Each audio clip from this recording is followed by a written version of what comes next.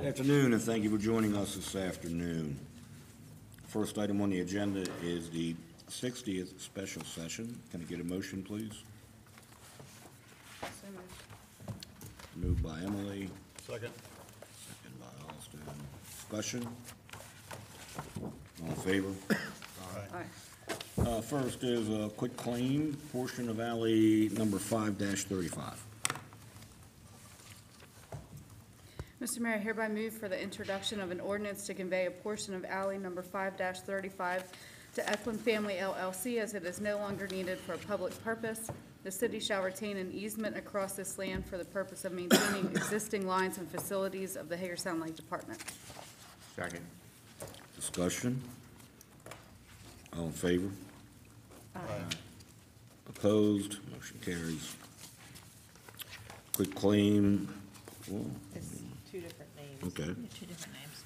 Same Quick claim, portion of alley 5-35. Mr. Mayor, I hereby move for the introduction of an ordinance to convey a portion of alley number 5-35 to Michael J. Hill as it is no longer needed for a public purpose. The city shall retain an easement across this land for the purpose of maintaining existing lines and facilities of the Hagerstown Lake Department. Second. Discussion? All in favor? Aye. Motion carries.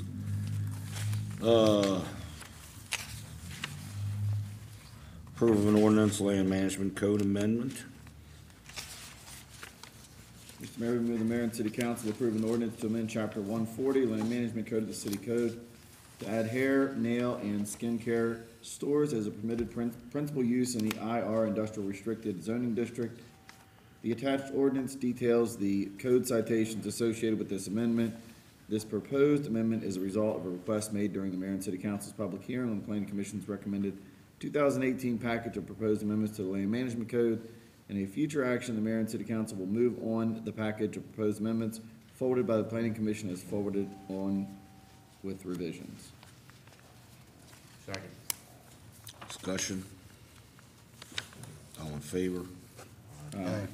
Motion carries. Proof of resolution, extension of the 2017 American Traffic Solutions doing business as Vera Mobility Agreement for Automated Traffic Enforcement. Mr. Mayor, I hereby move for mayor and council approval of a resolution for the renewal extension of the Vera Mobility Automated Traffic Enforcement Agreement for a one-year period beginning January 1, 2019 and ending December 31, 2019. Second.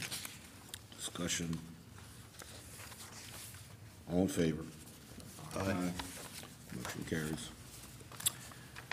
Approval of public exhibitions at dangerous elevations exemption, Boys and Girls Club of Washington County's Over the Edge event.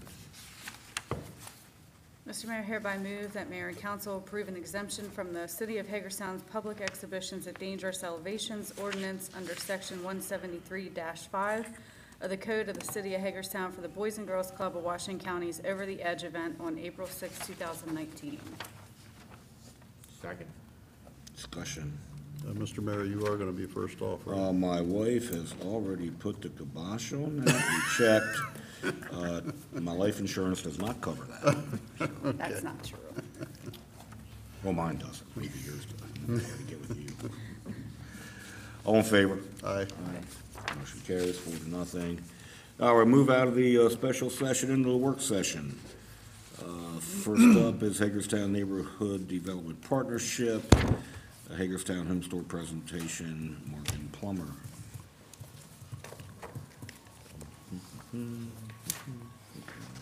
Good afternoon. Hello. I brought you guys some pamphlets here. I'm going to take one and pass down. Thank you.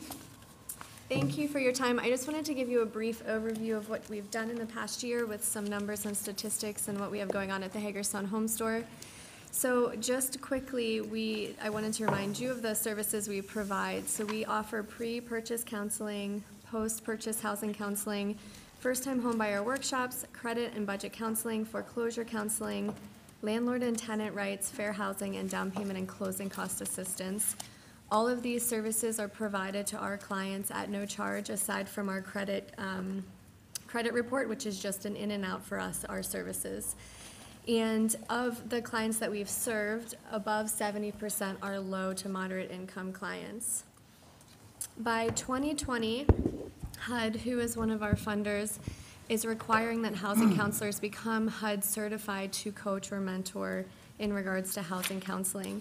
So Becky Miles is one of our housing counselors, and she just passed the exam for that, and she's just one of a couple in the state of Maryland, so she's one of the first to do that. And Brenda Gordon will be taking that test shortly as well. We have also been discussing a partnership with Main Street Hagerstown as a 501c3 entity to provide support in regards to grant writing and just funding opportunities that as a government body they wouldn't otherwise be applicable for. And of our first-time homebuyer workshops, we've held 12. We've had 421 attend those, and of the 421, 116 have purchased their first home in the last year. For our one-on-one counseling, we've counseled 346 families in pre-purchase, 117 in default and foreclosure counseling, 1 for money management, 45 for credit counseling, and 1 in tenant rights. Our foreclosures are down from 304 in fiscal year 17 to just 198 in fiscal year 18, which is a drastic decrease.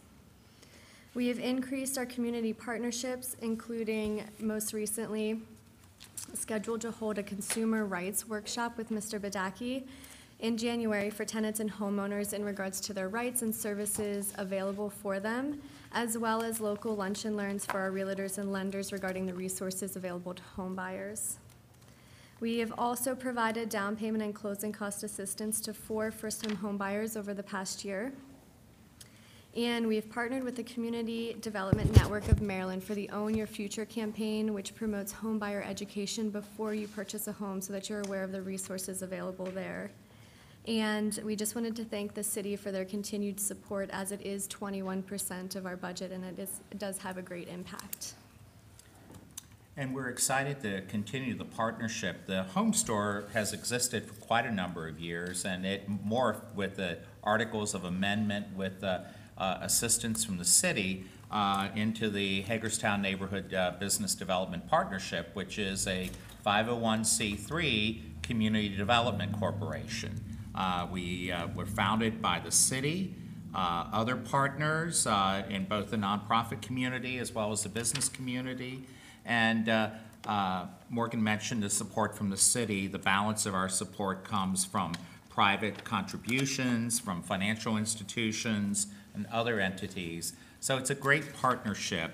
And in the past, we've been able to assist with some projects that needed a 501c3 for pass-through of state grants or historic tax credits.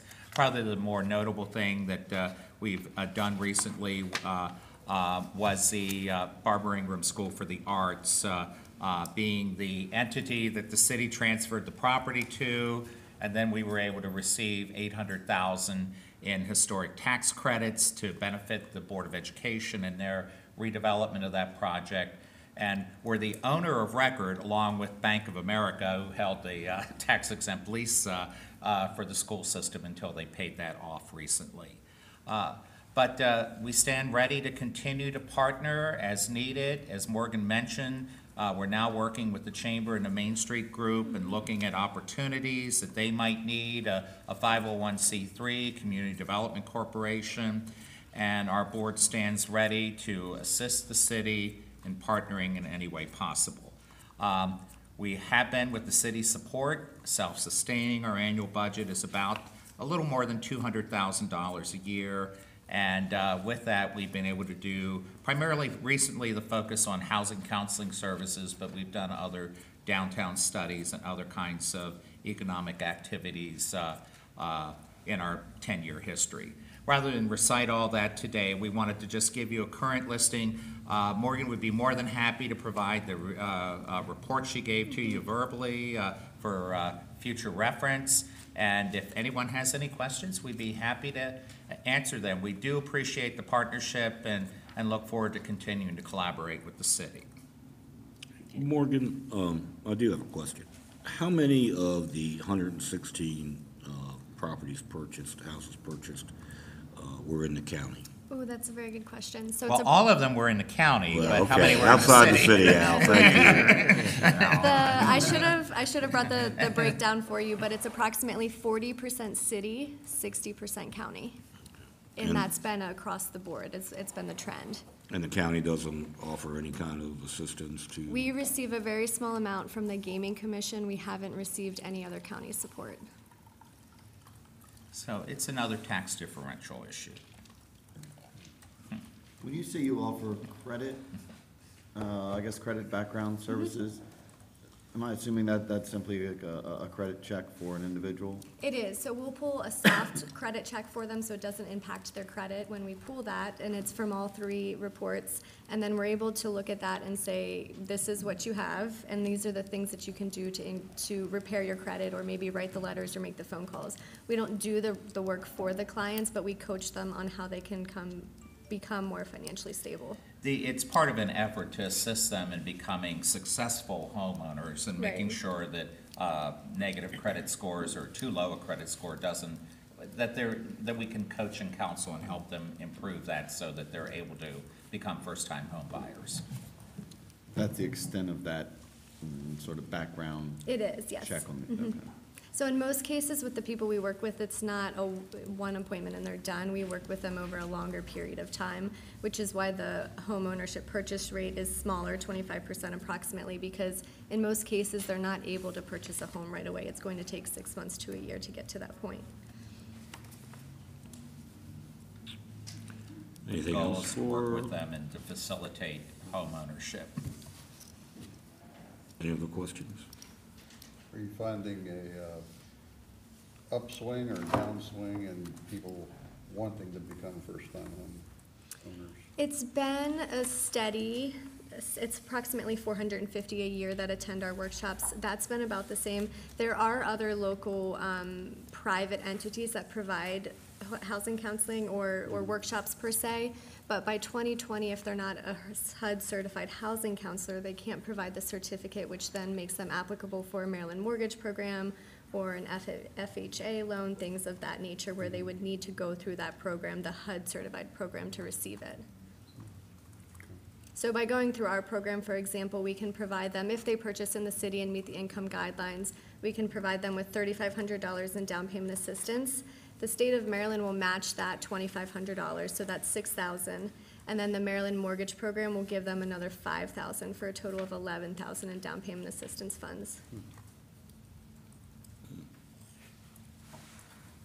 So there's some great programs out there, and we encourage people to take advantage of them and to find out, how certainly in a rising interest rate environment and with housing prices starting to increase, home ownership is becoming more challenging for many families, but there's still opportunities there. So if someone really needs to come and check out the home store and talk to some of our counselors to find an avenue. And as a CPA, I would encourage anybody to look into becoming an investor in yourself. Home ownership is a great way to invest in your community and to invest in one's own future by building equity rather than just making rent payments. Just don't buy a house that's 98 years old. That's all. I have one of those. Yeah, me too. Lots of character and also challenges. Yes. Lots of character and lots of repairs. All right, well, thank you very much. Bob. Thank you Thank very you. much. Thank you. Thank you. Maryland Theater presentation. If Jessica and Benito are here.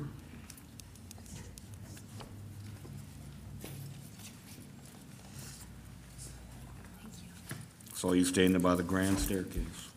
Excuse me? So I saw you standing by the grand staircase. Yes, Well, we or where were. it's gonna be at anyway. We were. The lobby floor was laid on Monday for the expansion, and so you can see the columns coming up, which I've been told actually will all be hidden in the walls. But the two largest columns at the back of the expansion are going to be supporting that grand staircase. So we took a picture up there today. Pretty and exciting. Put it on social media that we were standing in the lobby. That was fast, Mayor. Well, thank you for inviting us today. We appreciate the opportunity to update mayor and council and staff on all things Maryland Theater. I wanted to give a very brief overview of Maryland Theater operations. I'm sure it's repeat for some of you, but maybe not others. The theater welcomes over 100,000 people annually. That includes over 12,000 students and 5,000 volunteers. We host a wide variety of events and performances ranging from country artists, orchestra concerts, children's shows, musicians, recitals, you name it. We are the home venue to nearly 20 local organizations, some in the city, some out of county. And that starts with the MSO, Barbara Ingram, Hagerstown Community Concert, Miss Maryland, City Ballet, and many other groups. We also host a handful of private events ranging from weddings, conferences, memorial services, holiday gatherings, fundraisers, and networking events. And thus far, our finances are very favorable. Approximately 80% of our annual revenues come from ticket sales, 10% from our concession sales, and the remaining 10% from donations and sponsorships, such as the general fund agency contribution from the city every year. Our fiscal year 20 is the first year in over 7 years that our finances will be a little uncertain due to the construction closure for 90 days this past summer and also this upcoming summer for the expansion. So the general fund agency contributions and most other donations typically are applied to as operating dollars and utilized to complete repairs and maintenance and some small capital projects in the historic auditorium. We just received an electronic copy, just in time for this meeting, of our fiscal year 18 audit. It came back as a clean audit. We remain in good financial position. We're looking forward to the opening of the new building next year.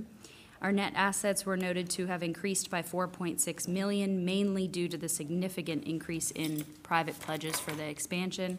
Our net assets of $8.1 million included restricted amounts of $3.8 million, which are now reserved for the expansion construction contract. We do maintain a cash reserve of approximately $300,000, and mainly that is used to manage the expansion project, advance payments for large shows, which can range from $50,000 to $100,000 on any given night, and also to help us maintain cash flow through our slower months, which are January, August, and September. As you might remember, the Barbara Ingram students are on our stage for 180 days, school days per year. Combine that with our 175 days of events and performances annually, and you see the need for more space, more efficient use of our building in the form of this expansion. So that's where we are today. The expansion is over 30,000 square feet with an estimated budget of $15 million. An update on the expansion. We've completed phase 1. Phase 2 is well underway. We're very much on schedule, down to the hour. Literally, they're working late one night to make sure we're staying on that schedule. They've worked 6 days a week, sometimes 7, to maintain that schedule so we can open for our events and performances next October. We are about 35% of the timeline through construction. And we have paid right around $2 million out on the construction contract at this point. About $140,000 in change orders have come our way that are the responsibility of the Maryland Theater. We did have a $1 million contingency fund built in for that. Of that, we've used $140,000. And we have approved about $42,000 in rock allowance of the allotted $250,000. So it looks like we'll have significant savings there. You might remember our fundraising efforts began in spring 2017. We launched, when we began fundraising, we received a very positive feasibility study from our fundraising firm, which enabled us to launch a private capital campaign in September of 2017. We requested jointly to city and county in the fall of 2017, October, for grant funding for the construction contract, and then launched a public campaign in June of 2018 at our groundbreaking. Since then, we've raised over $5.5 million privately. We've received nearly $6 million in state funding for the program, for the project, which leaves us with a $3 million gap. I believe Benito will update you a little bit. We had a great meeting this morning with the commissioners. And of course, as you know, the city has committed nearly $500,000 for the design of the project and many, many hours of the staff support, specifically from permits and inspection staff and definitely the fire marshal. And then this past fiscal year, you were able to award us with $200,000 towards the construction contract. So we thank you for that. Sure, and just rounding off what Jessica was talking about, it's hard to believe that we're 7 years in the process, and 7 years ago, we had considered, but we had so many challenges back then. We think about the ceiling becoming an issue, the HVAC, and all the seating, and it's great to know that throughout that whole time, we've worked together. So, you know, through past sessions, we've come through a lot of challenges. As president of the board for those years, I've just really appreciate the relationship the city has had with the theater, the openness and the opportunity to keep working with us. And we've tried to be good stewards of everything that the city has provided for us, so thank you very much. We had very good news today. You know, obviously with this bit of project, we thought about how much could we really raise, and the private community, the citizens have been wonderful. A lot of people have opened up their homes, have had private meetings with guests that they're associated with, but also one-on-one sessions. And so we find that there's just a lot of community support. This morning, so with that said, we have a $3 million gap. And meeting this morning with the county gave us a $1 million grant this morning. And over the next two to 3 weeks, the next month, we're expecting $1 million to be figured out how that's going to come forth. So we're looking at $2 million from the county coming forth. The second million, we're going to work out on how that's going to come about. Installment plan. Installment plan. The remaining $1 million, the Maryland Theater is going to continue to raise that $1 million over the next year. Plus, we really feel with the results we've had already in such a short time, we feel that we can raise $1 million, but we're going to make it a lot more public. So there's going to be a lot of other participations, $5, $15, $25, $100, and just make sure that the rest of the community can all feel like they're part of it. We're actually even getting that weekly. We are. We're getting about one pledge per day, and that's really through social media efforts and pre-show announcements before every performance from the stage, just encouraging audience members to become a part of the expansion efforts. Yeah, And with these that, are I'm sorry. $25, $50, $100 gifts. So we're planning on continuing that to make sure that everyone can have participation in the event and the Maryland Theater's expansion. The one thing that we're really excited about is once the expansion is completed, we really expect our occupancy to double. You know, we're going to go from over 100,000 patrons to over 200,000 over a 3-year period. And we're already seeing indication people are they're already renting the space. The event space is already being rented out before it's open. So we have a lot of requests coming in. So we're partnering, the Maryland Theater wants to now focus on partnering with the rest of the business community and developing business relationships of having other individuals participate, host events at the Maryland Theater, and actually do other things that could bring a lot more travel and tourism to the downtown. The one request we have, I guess, what we'd like to do is, as we keep working for this funding gap, is in 2018, the City Council had considered $500,000 in construction funding, to which we appreciate funding of $200,000. And what we would like to say is if you would consider the remaining $300,000 for construction in the future, maybe given out over a few years, if that's even a consideration, we'd appreciate it. Thank you. Any questions at all? Or? You know, one of the things that I go back to is the Urban Partners plan, which part of that plan consisted of a convention conference type center in downtown. And you guys are achieving that on the second floor, the third floor, the second floor. Multiple floor. We'll have, the ballroom is the top floor, and then we'll have breakout spaces. Yeah. So, I mean, that's, you know, that actually saves us one part of that Urban Partners plan that we've, you know, we can kind of like check off our list. So that might be a way to help out. So. Yeah, Absolutely. Sorry. I was gonna say, and actually CVB sits on our board, and part of that relationship is to really help Audrey's the here. theater, and Audrey, is to really kind of work with the CVB to kind of share the event space outside of the community to bring tourism to the downtown. Sure. So we're very, and we just really appreciate that relationship on our board. And as Benito said, we already have 5 signed contracts for the ballroom starting next October, obviously. I received 2 more inquiries today, working with Audrey on a major conference in a number of years, so it's definitely, And part of that is going to really help Going the well. local restaurants downtown through our partnership with the restaurants to actually cater to those events. So we really feel that that event space is going to be a wonderful part of helping the downtown business community and others in our Washington County area. Any questions? Guys? Thank you. Thank you.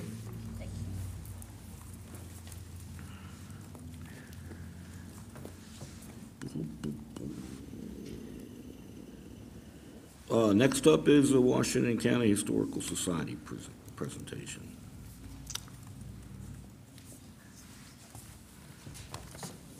Pass some things down if you don't mind. Thank you. Let's go on this side. Thank you. And then one of these as well, if you don't mind.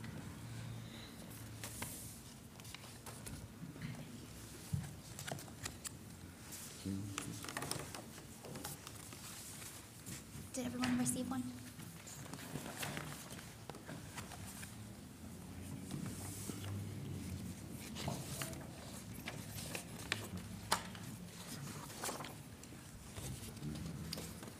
My name is Stephanie Baslick. I'm the Executive Director of the Washington County Historical Society. This is Anna Quito. She is the curator.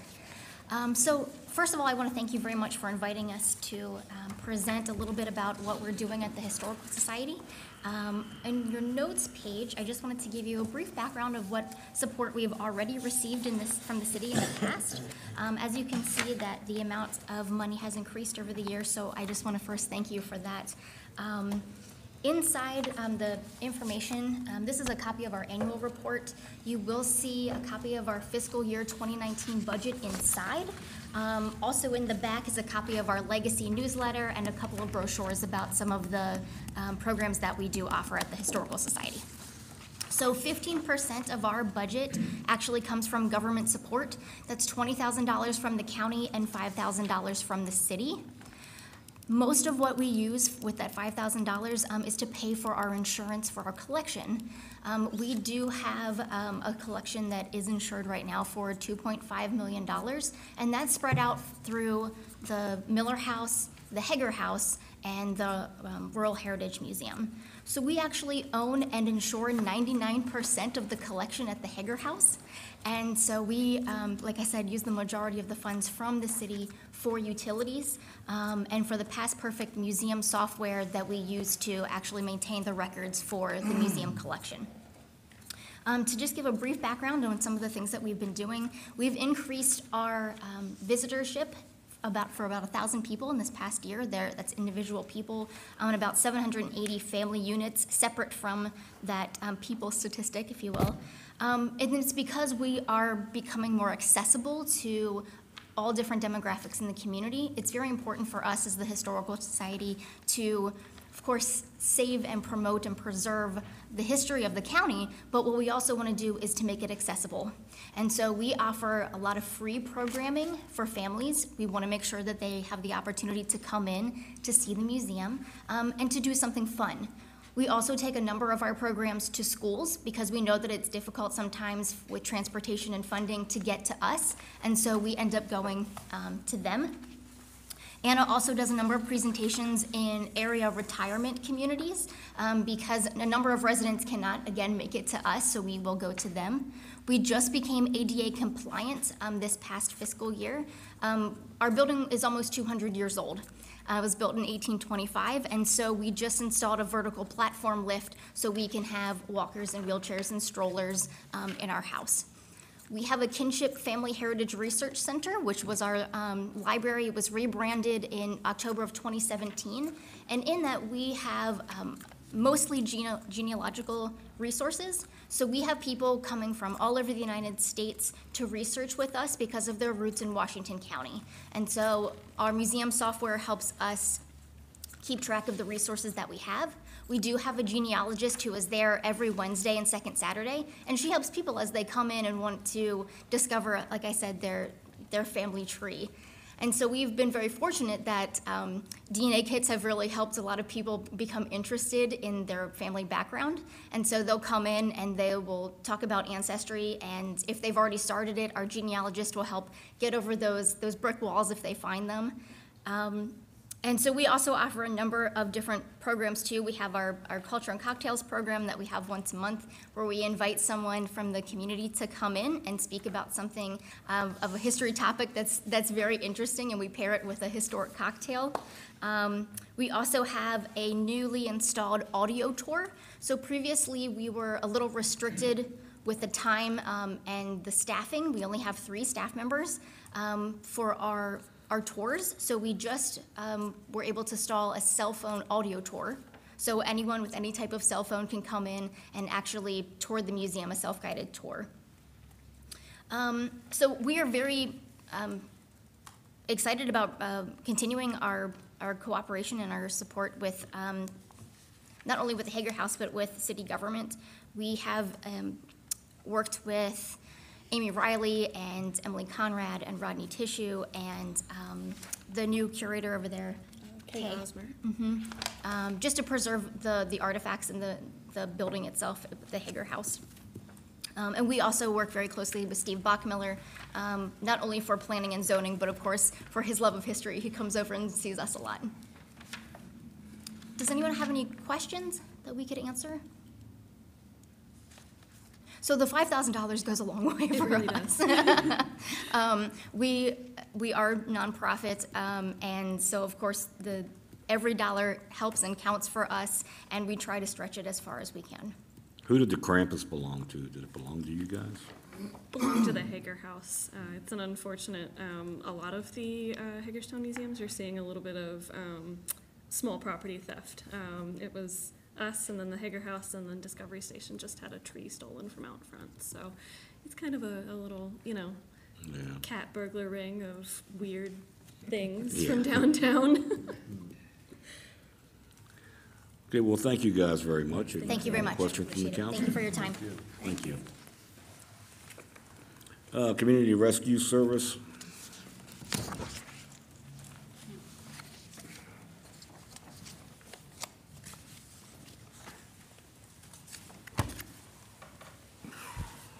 Good afternoon. I'm Randy Bromlow. I'm the Chief Financial Officer for Community Rescue Service. If you pass this down, please. This is Assistant Chief Robert Buck that's with me here today. There's only one there. No, others are coming around that way. I think I counted right when I put them together. Flipping over we've been serving the community for 63 years. We were established in 1955. We're a 501c3 corporation. We're members of the Washington County Volunteer Fire and Rescue Association. We serve the community from 3 locations. We got a main station on Eastern Boulevard. We run 2 ambulances from that location. We have a station at Antietam on 113 Summit Avenue. We also run 2 ambulances from that location. Those are staffed 24 hours a day, 7 days a week, staffed with an ALS and a BLS provider on each ambulance. And we also have an ambulance at the Morgansville Firehouse that we serve the northern portion of the county and some of the rural areas of the county. We're a combination career and volunteer department. We're staffed primarily with career employees, although our chief and our deputy chief are from the volunteer membership. We've probably got approximately 40 volunteer members on the books. Some are non-certified, some are BLS providers, some are ALS providers. From a career staff standpoint, we've got 19 ALS positions. 5 of those are currently open, so we're recruiting to find ALS providers. And we've got 14 BLS positions, and those are currently all filled. Administrative staff, we got 4 full-time, 2 part-time. Our full-time equivalent FTEs is approximately 47. On the next page, we're looking at the Washington County dispatch calls. Looking at fiscal year 2018, there were a total of 25,886 dispatch calls from DES in the county. 59% of those calls were dispatched through Community Rescue Service out of our 3 stations. We averaged 5,061 calls per station. The remaining EMS organizations, and there's 7 of those, received 10,702 dispatches, or 45%, roughly 45% of the, my math doesn't work, but 45% of those. This would be 41%. Yeah. If you take an average of the calls received per station, CRS probably responded to 3.3 times more than each of the other stations in the county. So that's on average. Our dispatches by station, we received 48% of our calls or dispatches were responded to from the main station, 40% from the Antietam station, and 12% from our Morgansville station. Of the 15,184 dispatches we received, 10,857, or 72% of those, were within the city limits of Hagerstown itself. What's the number? Within the city limits? Yeah. 72% of our 72%. 15,000 calls are within the city limits.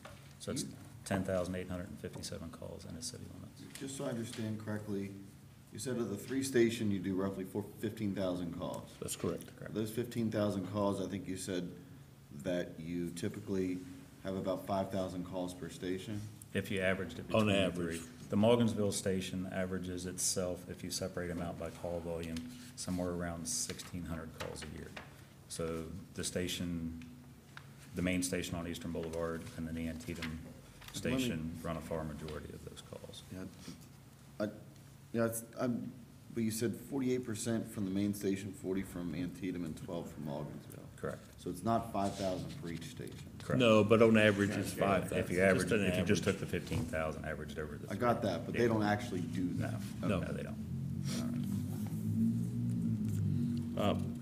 Out of the main station, we responded to 4,910 calls, or 67% of their calls were into the city. The Antietam station on Summit Avenue, 91% of their calls were within the city limits of Hagerstown. That's 5,459 out of their 6,009 calls. And the Morgansville station, they responded to 26% of their calls within the city limits. In total calls into the city limits, CRS was dispatched to 97%. There were 11,512 calls into the city limits of Hagerstown. Of the calls that are dispatched, all of those are not billable. In fiscal year 2018, we were only able to bill approximately 83%, or 17% were not billable. Reasons we can't bill those calls: if we get to the call, somebody refuses care, they don't want care. We get a call, we respond to it, a Good Samaritan calls in, we get there, there's nobody there. If it's a lift assist, somebody falls, they just need the help to get up, but they don't necessarily need to be transported, it's not an emergency situation. If there's a fire, we're on standby at some of the fire locations as well. We can do an ALS upgrade, in which case our duty officer, which is a non-ambulance, it responds to the call. A patient can request to be there's a 911 call, we get there, it's not an emergency situation, but the patient requests to be transported to the hospital. That's not a billable call. Or the patient has no fixed address. We respond to a homeless person, or there's nobody there. In 2018, our net service revenue was less than 32% of our billable revenue. And part of the reason for that was on commercial calls, they were 58% billable. But this state regulations do not allow us to balance bill HMO, anything for the HMO. If your insurance company is an HMO, they pay 50% of what we bill. We are not allowed to balance bill that to the patient. On Medicare, they're regulated, of course, by the federal government. We get published amounts that we're able to bill on that every year, and that's about 46% of our normal billing rate. Medicaid, the state regulates that. Since 2003, they have allowed us to bill $100 per call. If we respond to the same person in a 24-hour period, we only get to bill one time, and that's $100. And then private patients, we can bill 94% of those, but 82% of them become uncollectible. So we wrote off over $1 million last year in uncollectible billable calls. We turn them over to collections, but still, they're not collectible. So in total, CRS recognizes revenue on less than 27% of the calls that they are dispatched to. The composition of our revenue in 2018, 70% of it came from our billing revenue, service revenue. 27% from public support. We got 18% of that from Washington County, 7% from subscriptions and contributions, 1% from the city of Hagerstown. Thank you very much. And then from the volunteers, we got 1%, and then other revenue, 3%.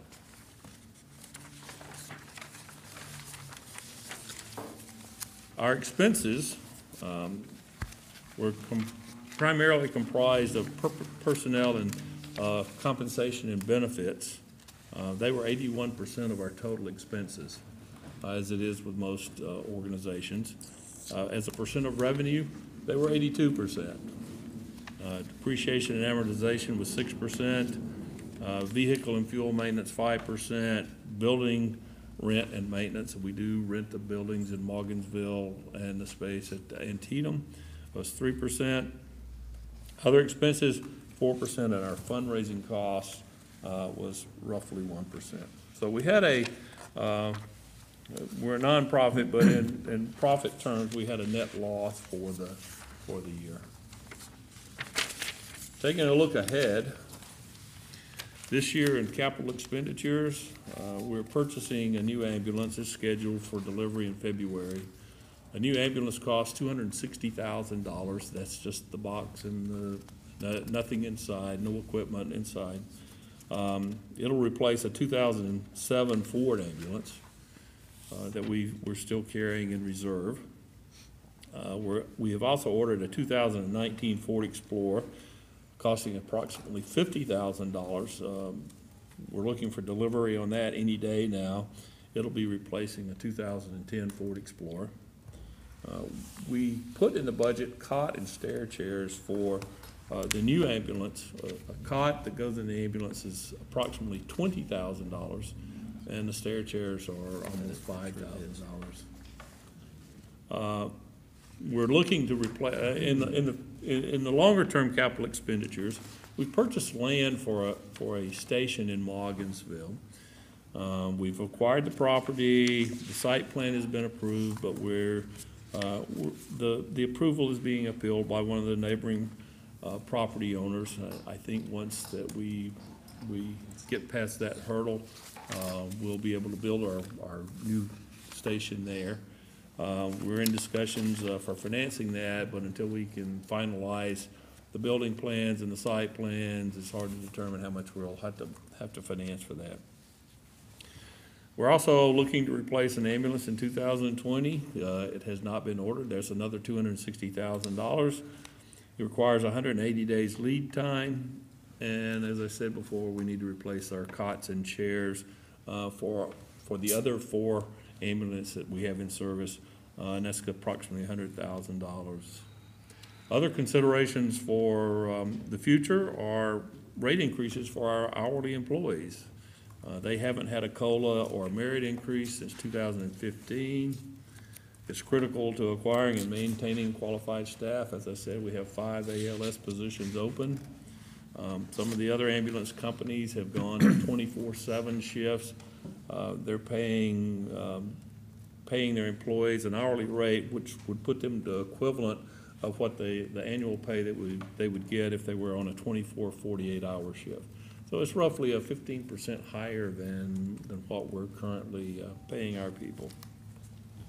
These rate increases also have a ripple effect. They increase our payroll taxes, our 401K contributions, workers' comp insurance, other things like that.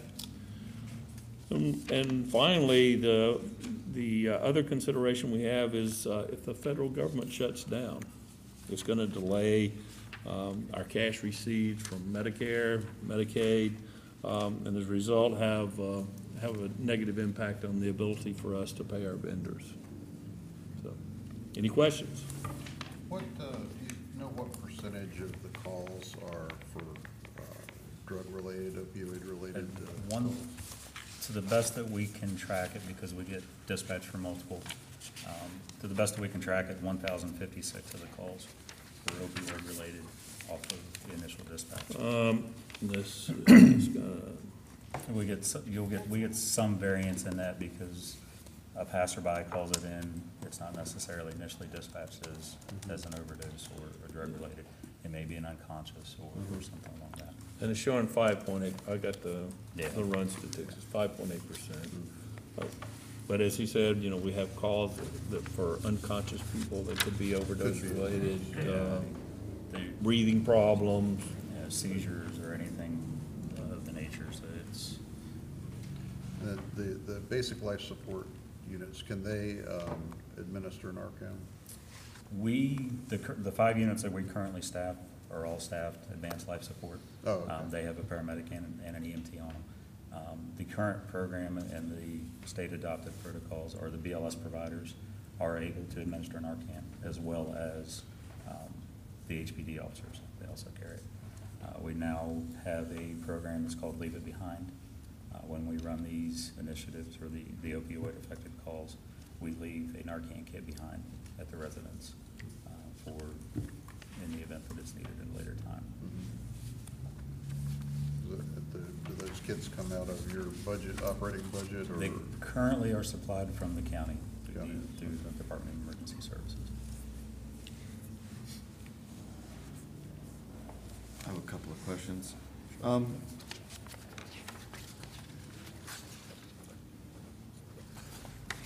to the front here. So you have 3 stations, 2 of which you note happen to be within the corporate limits of the city. And I think that there's this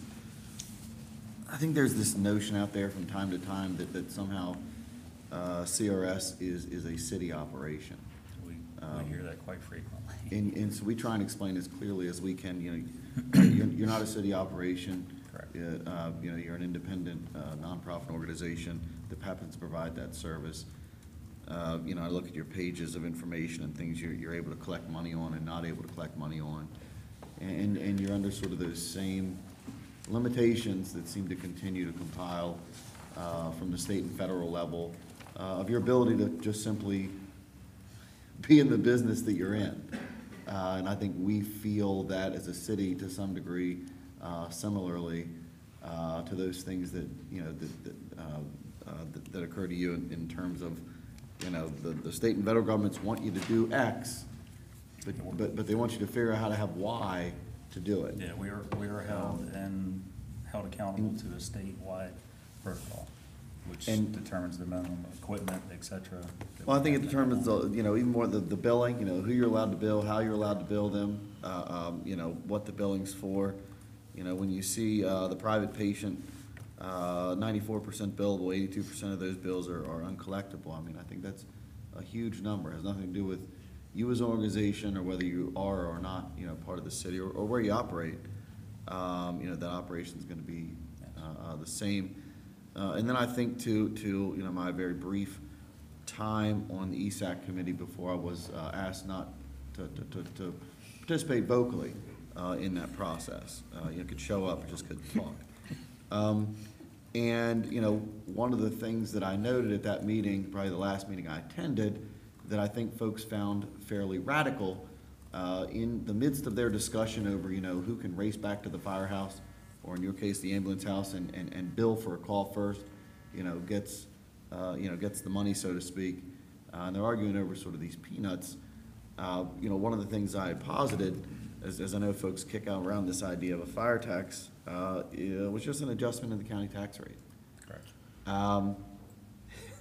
You know, Frederick, Montgomery, there's no county east of us that hasn't went through that process and said, you know what, we can't do this on a voluntary basis anymore. This is a professional cost of service, you know, basic necessary service. And I look at those 3 locations that you have, and I have to ask myself, you probably don't get 3 times the contribution that those equal contributions come from the county, the Volunteer Fire and Rescue Association dole out. Correct. Which seems odd because Boonesboro, that has 2 stations, I believe gets 2 allotments, in addition to their EMS allotment. So, you know, they're sort of arguing over, you know, who's gonna get the lion's share of that $42,000 or $43,000 you each get. And then you get your $43,000 from the donation that the county commissioners divvy up to each station each year. And there's no way you're providing 3 times the calls that you're ever going to climb out of that or sustain it with that. And so I throw out to the folks the same thing to you that I did to that committee before. I think they found some, you know, craziness to it. 10 cents on the county tax rate to the average county taxpayer is about $150. And I like to break those things down into every penny. For the cities, about 12 bucks. I think for the counties, about 15 bucks. And so if you talk to the average taxpayer and you say, look, we can't sustain fire, rescue, and EMS service in this county on what we're doing now. Our volunteers are aging out. Our equipment is exponentially increasing in cost. And our houses that hold it are all crumbling and don't meet the standards of the future. That $150 to the average taxpayer or the average property across this county would generate about $6 million a year. And I've estimated anywhere from $6 to $7.5 million a year to sustain the level of fire, rescue, and EMS service that the reports call for. So I just want to sort of get on that soapbox for a second to say, I understand you're not a city entity, you know, operation. I also understand that you provide a lot of service in the city, and while we certainly could sit here and say we'd love to give more, at the end of the day, you're no different than the Boonesboro ambulance. You know what I mean? In terms of its operations, it's not Boonesboro's ambulance. Correct. It just simply has that name, or Smithsburg or any of the others. But I think it's high time in this county that there has that real conversation about an adjustment to the tax rate in this county to provide a service. I mean, if we had to operate the Washington County Sheriff's Department the way that we look at fire, rescue, and EMS in this county, we'd never do it. No citizen would ever stand up and say, yes, you know, please raise money for sheriff's department services and in the local detention center in the same way. Right. They'd say it's crazy. And it's just odd to me that folks don't look at it that way. And it's even more odd to me that the ESAC and the county association, frankly, don't take that position with the county sooner than later, that a serious advancement of revenue has to happen, and argue it in a manner that clearly says, look, at the end of the day, it's not that much more to the average property owner to get the level of service that 90% of them would agree they need. So. Yeah, and it's not just the counties and whatnot that are east of us. Allegheny County is a county EMS system, or they're in their infancy with a tax. Jurisdictions south of us, both Berkeley and Morgan County, both have fire and EMS tax. Jurisdictions north of us in Pennsylvania just recently enacted or updated legislature that increased their Medicaid rates, which is a large portion of our patients, especially in the city area. They increased their rates for BLS transport from $120 to $180. For an ALS transport, it was from $160 to $300, which is significant. Like I said, we haven't had a Medicaid increase in the state of Maryland since 2003.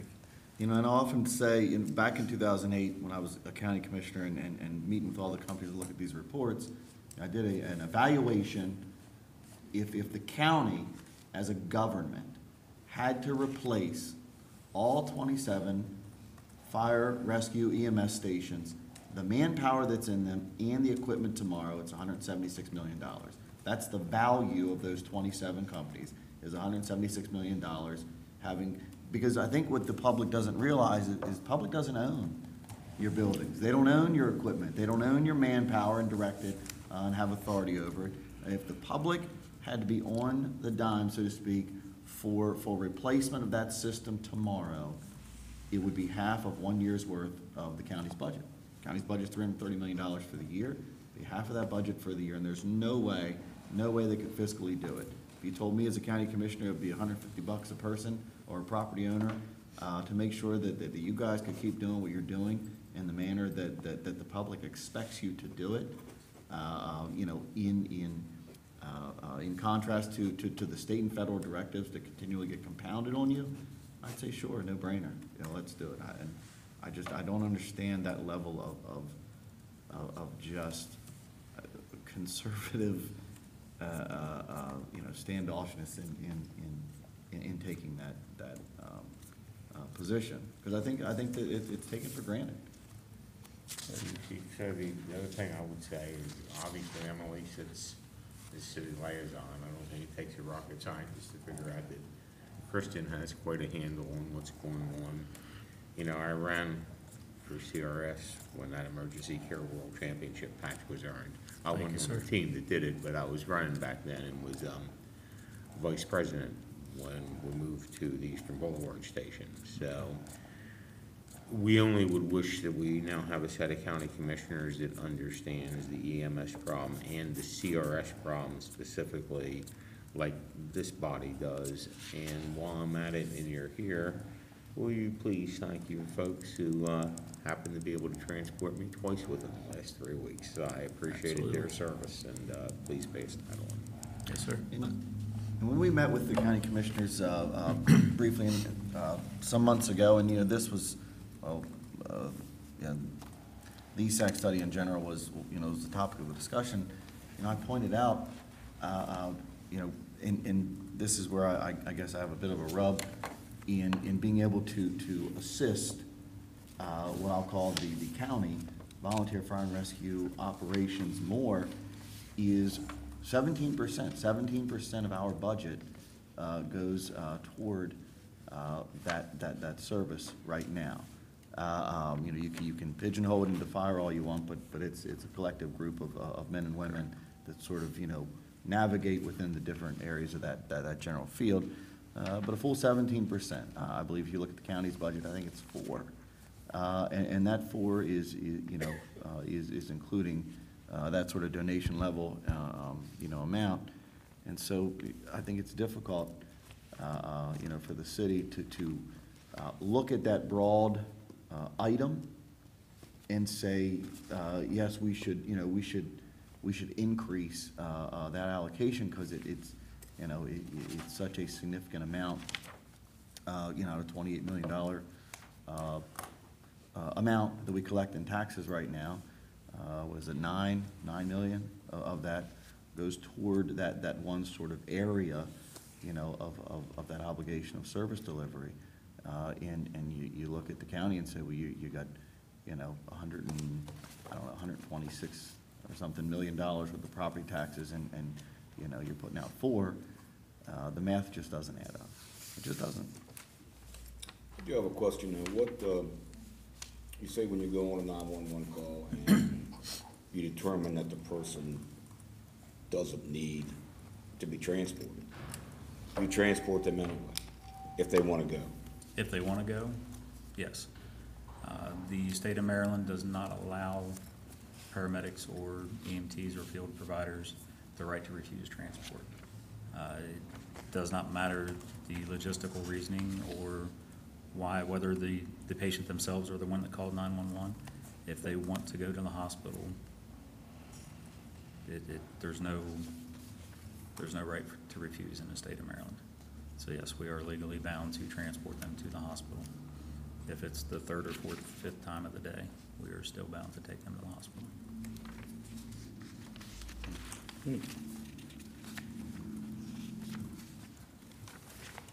Any other questions for these guys?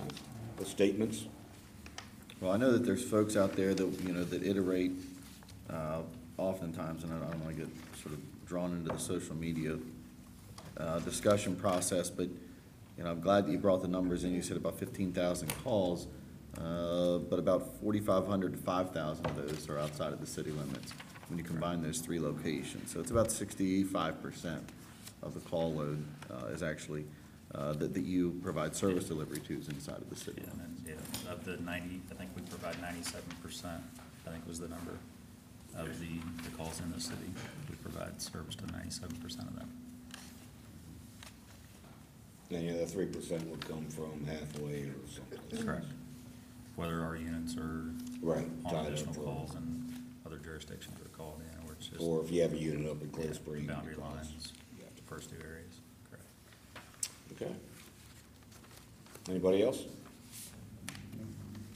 Thank you. Thank you guys very much. Okay, thanks.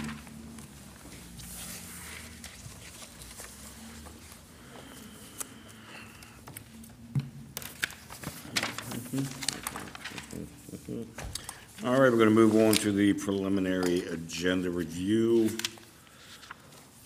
Please, as always, I ask you to stop me if you have a question or concern. So next week, I'll call the meeting to order. I'll also give the invocation. We'll have the pledge of the flag, the announcements. Our meeting schedule in January, there'll be no meeting on January 1st because Emily will still be recovering.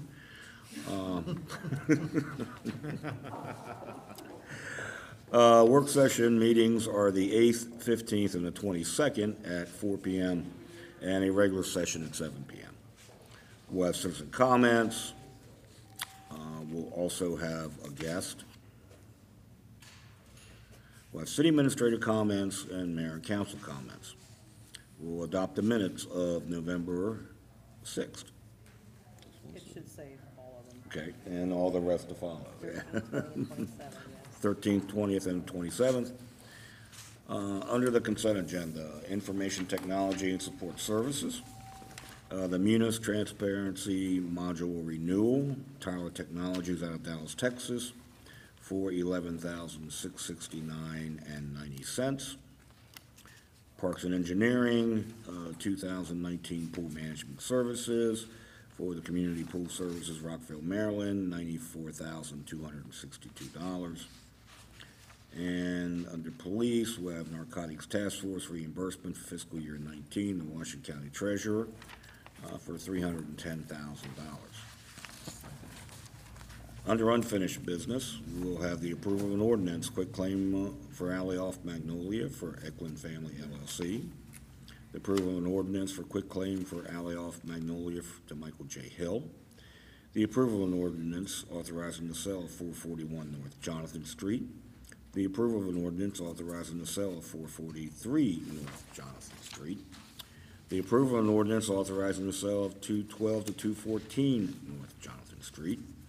The approval of an ordinance authorizing the acceptance of deed in lieu of foreclosure for 117 South Locust Street. The approval of an ordinance entering into agreement for provision of sanitary sewer between the city of Hagerstown and the town of Funkstown, Maryland.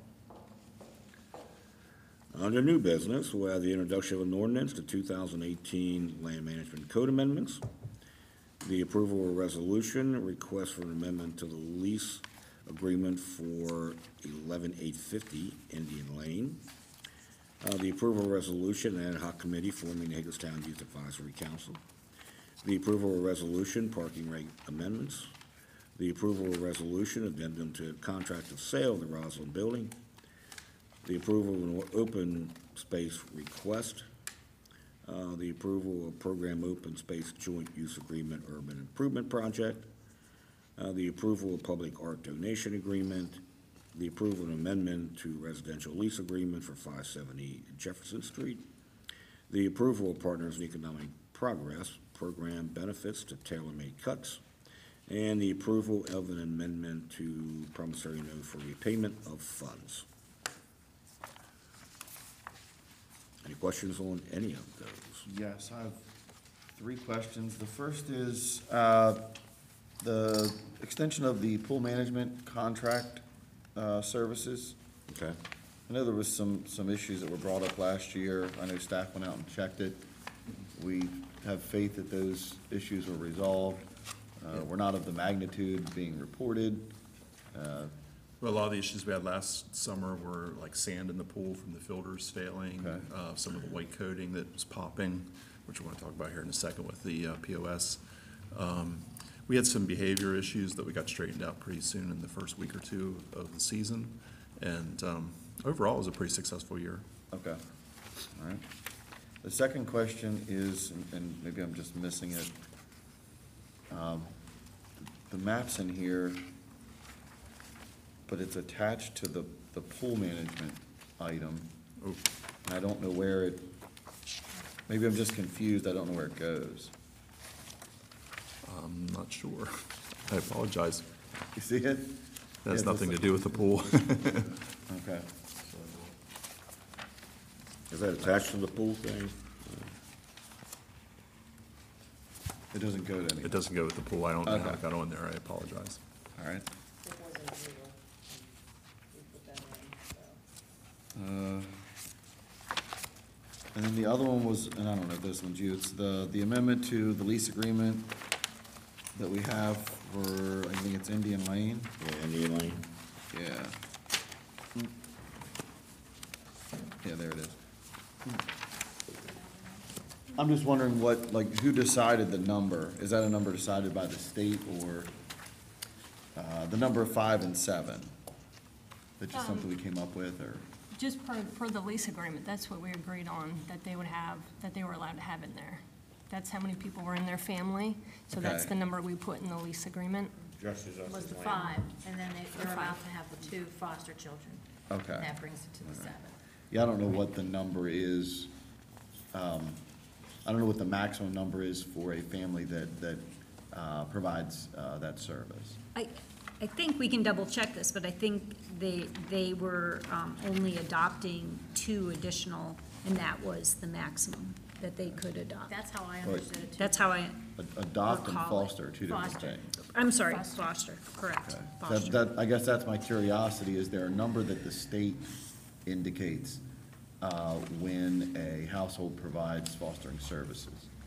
I think it's a maximum of 2, but we can double check that. Yeah, I don't.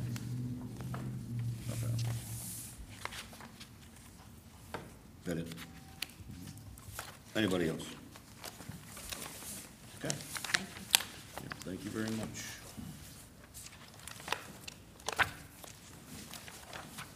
Okay, the next item is program open space annual program discussion.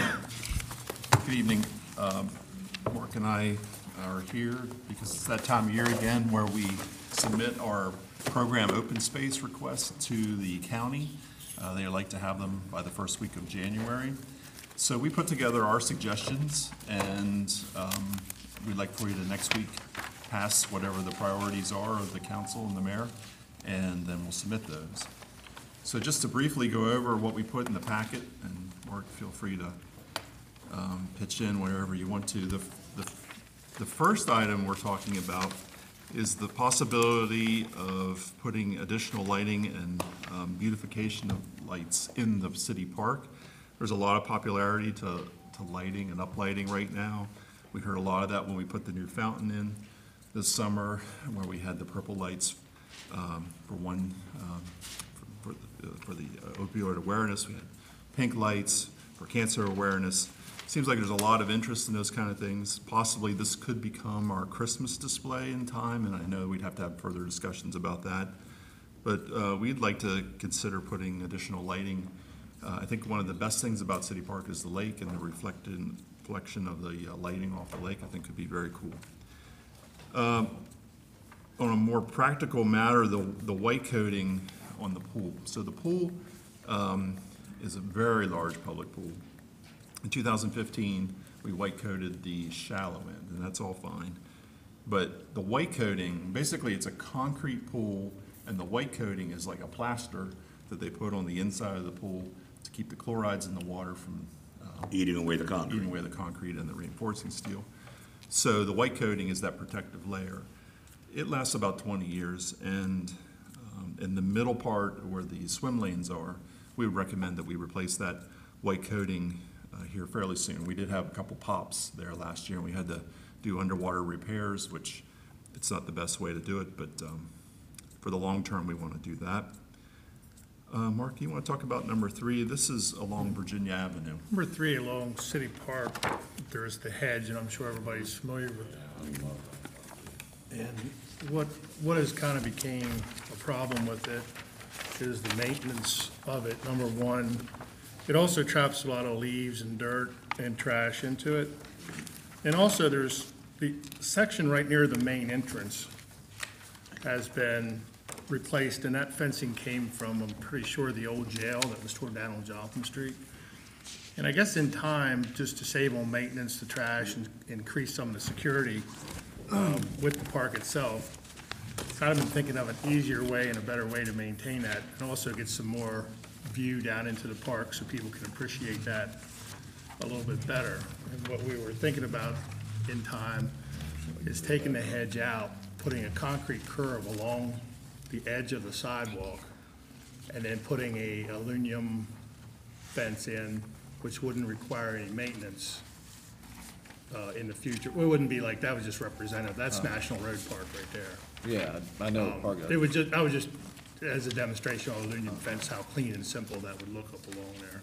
You would be looking for something more representative of the type that's there now, the Yeah. wrought iron. Yeah, we would come back with you and let you approve what the look of the fence would be. I was just using that as something that gives a clear look. It's also the hedge comes out and kind of reduces the area for handicap and also pedestrian traffic along there. And also, I think in some of those pictures, you can see where the metal fence is, how much better you can see down in, and just see how pretty the park is, and I think it'll probably try to draw some people in over time. Yeah, that one section down at the beginning is pretty well dead for about 50 feet. And there's getting some big gaps in it, and it would be almost impossible to find mature plants. So that was kind of where we were headed with that part of the improvement there, just try to clean up things and give people a better view of everything. The fourth idea is new modern restrooms in the vicinity of the train hub in City Park. Would serve the softball fields, the train hub, which we put a lot of effort into improving in the last couple of years, and we continue to want to do that, and the possibility of that. And then the fifth one on the list, just below the green box, is the cultural trail. If we're interested in acquiring additional property along the cultural trail, this would be an opportunity to obtain acquisition money for POS funds. There's development money and there's acquisition money. There are some properties we've talked about that possibly we'd want to acquire, and this would be the time to ask for acquisition money for that. Like in Frederick County, it's determined on sort of an annual basis whether or not there's enough parkland per X amount, and you have to divvy up so much to acquisition.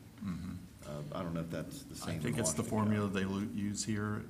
I'm not quite sure. There's new personnel over at the county now that's in charge of that, so I've been talking to him, and he's trying to get his arms wrapped around that right now. Yeah, because we got our letter that said it was 50-50, I think, or again this year, and then it went back to the 75-25 split on local versus state contribution. Right. I don't know if that's.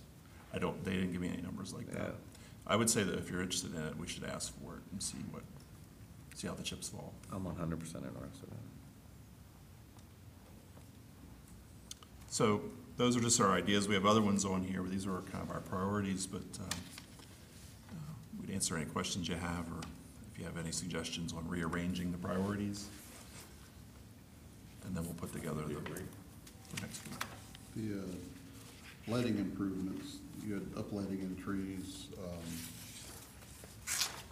Are there any other, besides the uplighting, are there any like, you know, the lights in the trees themselves? I would think so, and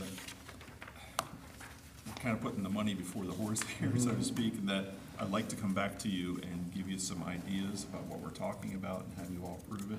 But that's kind of what we're thinking in our minds, is uplighting on the ground, uplighting the trees, especially along the lake. Yeah. And the electric to serve it. But with lighting now, and it's LED, you know, the electric requirements are much less. Yeah. For me, you know, and I said this in my email, Mayor and Council, and I, you know, I've said it a number of times, getting that property, to me, is critical.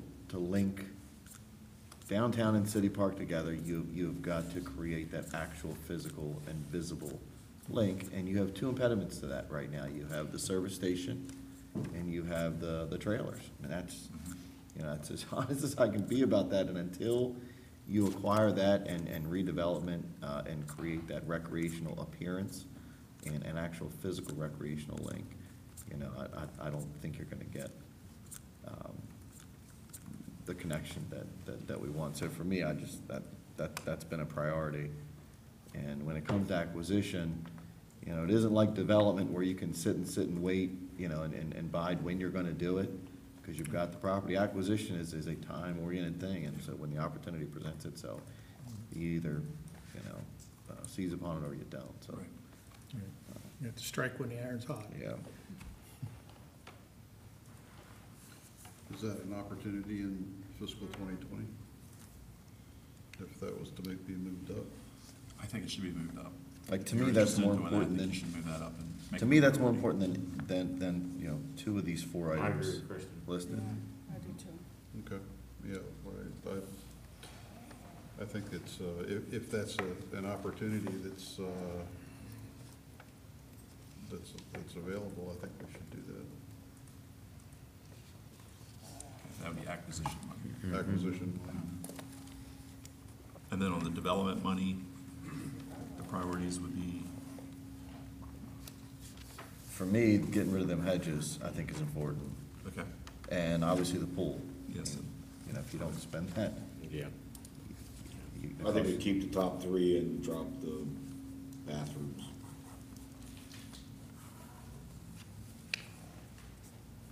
Keep the top three for development and acquisition money. And that's probably realistically how much money we could get. Yeah, that's what I'm thinking.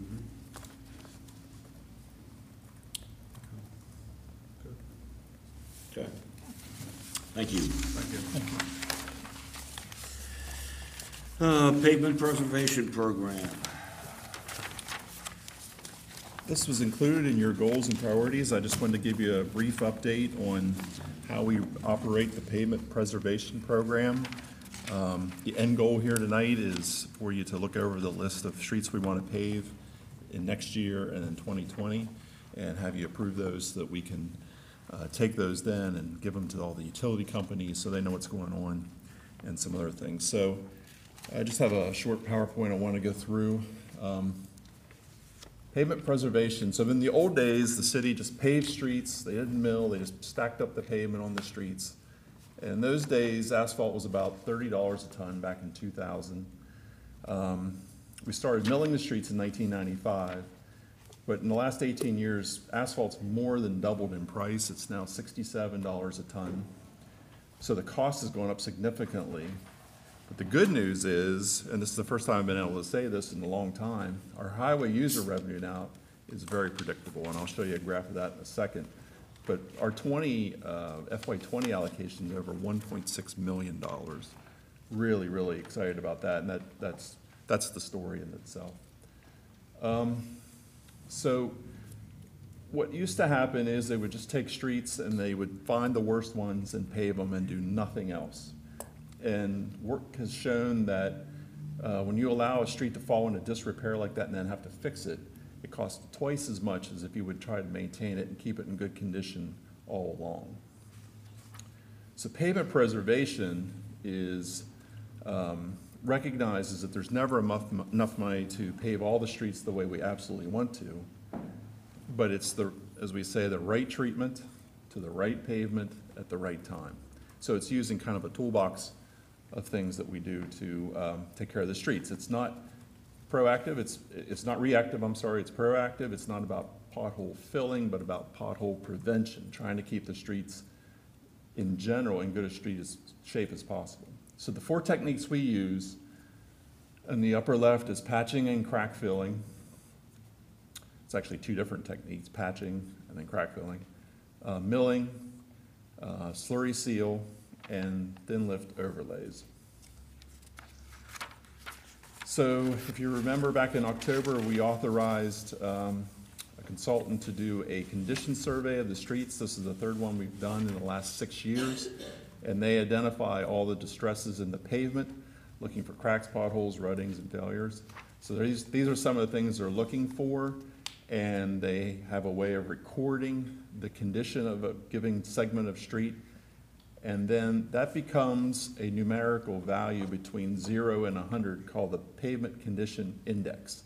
So a street that is brand newly paved is 100, and a street that's in its worst possible condition is 0.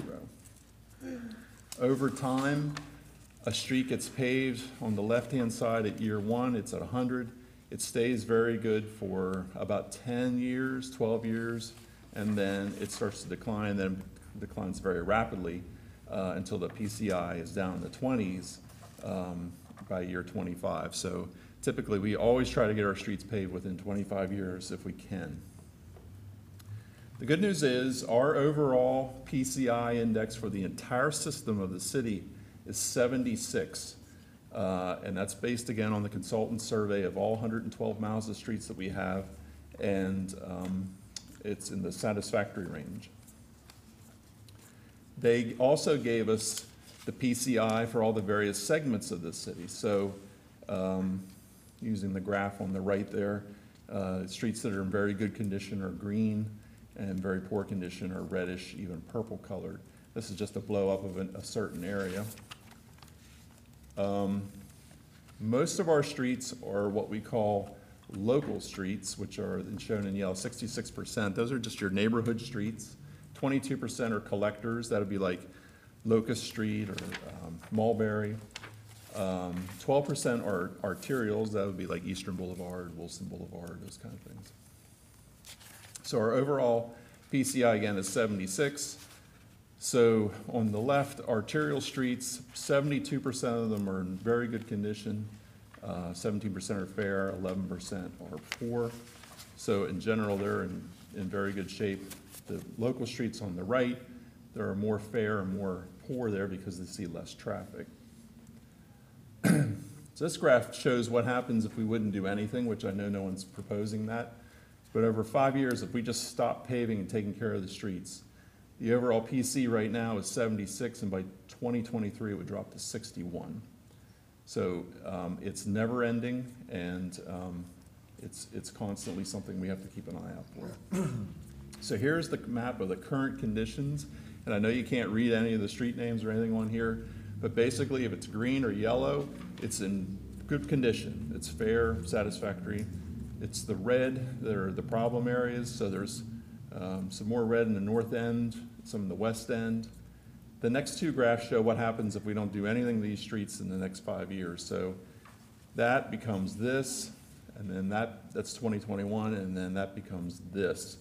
So you can see how the whole network starts to degrade, which just makes common sense, I think. And we see streets that are more in the poor and very poor categories. So our PCI, again, was 76. Our survey back in 2012 was also 76. It dropped to 69 in 2015. Just by comparison, Washington County just had theirs done. Theirs is 65, and ours is 76. And then there's some other communities on there that our consultant also did work for. And we're generally very close to the top. Only maybe 1 or 2 that are slightly above us, and many that are far below where we're at. So this is a graph I think is probably the most important thing. It's kind of a graph of the amount of money that we've spent versus the PCI versus the fiscal year. So across the bottom is the fiscal years. The overall height of the colored bars are how much money we spent in a given fiscal year on pavement preservation, and you can see it's been growing since the end of the recession. The blue is milling and paving, green is patching, slurry seal is the tan, crack filling is the yellow. So far and away, we spend most of our money on milling and paving, but we still try to do some crack filling, some slurry seal, and some patching. Our PCI on the left was at 76, and it started to drop down because the years before this, the amount of spending we did was not even close to being sufficient. But as we spend more money, the quality of our streets is going up.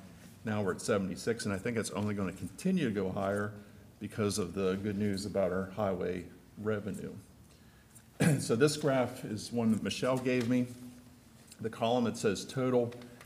In FY09, we got almost $1.9 million in highway user revenue to take care of our streets. 2 years later, we were down at $161,000. And that kind of is when the PCI started dropping significantly because we just couldn't keep up. The good news is it's been climbing. We're back up over $1 million starting in FY14. And at the very bottom, FY20, we've been notified that we're going to get $1,684,000 in highway user revenue, which is close to what it used to be. It's not quite up there, but it's certainly a much healthier situation than what we've had. So here's a map of the streets that we were proposing to pave in 2019 and 2020. The red is 19, the green is 20. The big ones on 19 would be basically Potomac Street from out at Eastern Boulevard almost the whole way, well, basically the whole way to right outside the window here. Can I say congratulations? It needs it. The PCIs are, it needs it. So other than the strip that Columbia Gas did this summer, the whole thing will be paved. Next year, the big ticket item will be Vasel Boulevard, except for the center section, which is in good condition. The two ends need attention, and that's several $100,000 just to pave that. Is Northern Avenue in the city? Yeah. City's? It's ours. Yeah, okay. We maintain all of it? We do. All of Northern? All Northern. And I just wanted to say something quick about the alleys. Hopefully we've kind of turned the tide there. So in 2015, we did a similar condition survey, and the PCI was 46.9, which is, if you go back to that graph, it's poor. And that's no surprise to anybody. Our alleys aren't in great shape. But the Mayor and Council authorized almost $800,000 in bond money, 2017. With that money, we replaced 6,750 linear feet of alley, which was 23 different locations, and 12 of those were rebuilt the entire length. So we're not done with that, but I think we made a nice dent because for years, the city didn't put any money in alleys. And I think it really improves the neighborhood and makes a difference for the people that live there. So in your packet is a list of streets that we're proposing for next year and 2019, and typically we have the city council approve those so we can make it official. So if you have any questions, I'd be happy to answer them. Any guess on how much it'll cost us this year for the streets that you've outlined? 1.5 million. So some of the extra money, which to me, if we spend that kind of money, we're still going to see our PCI climb on the overall network. That allows finance to use some of the other money for other things, alleys, sidewalks, whatever transportation related you all decide. I understand. Yeah. Okay. Did you say that and I missed it somehow? I did not say that. Okay. I was going to say, I didn't think I missed it. But, all right.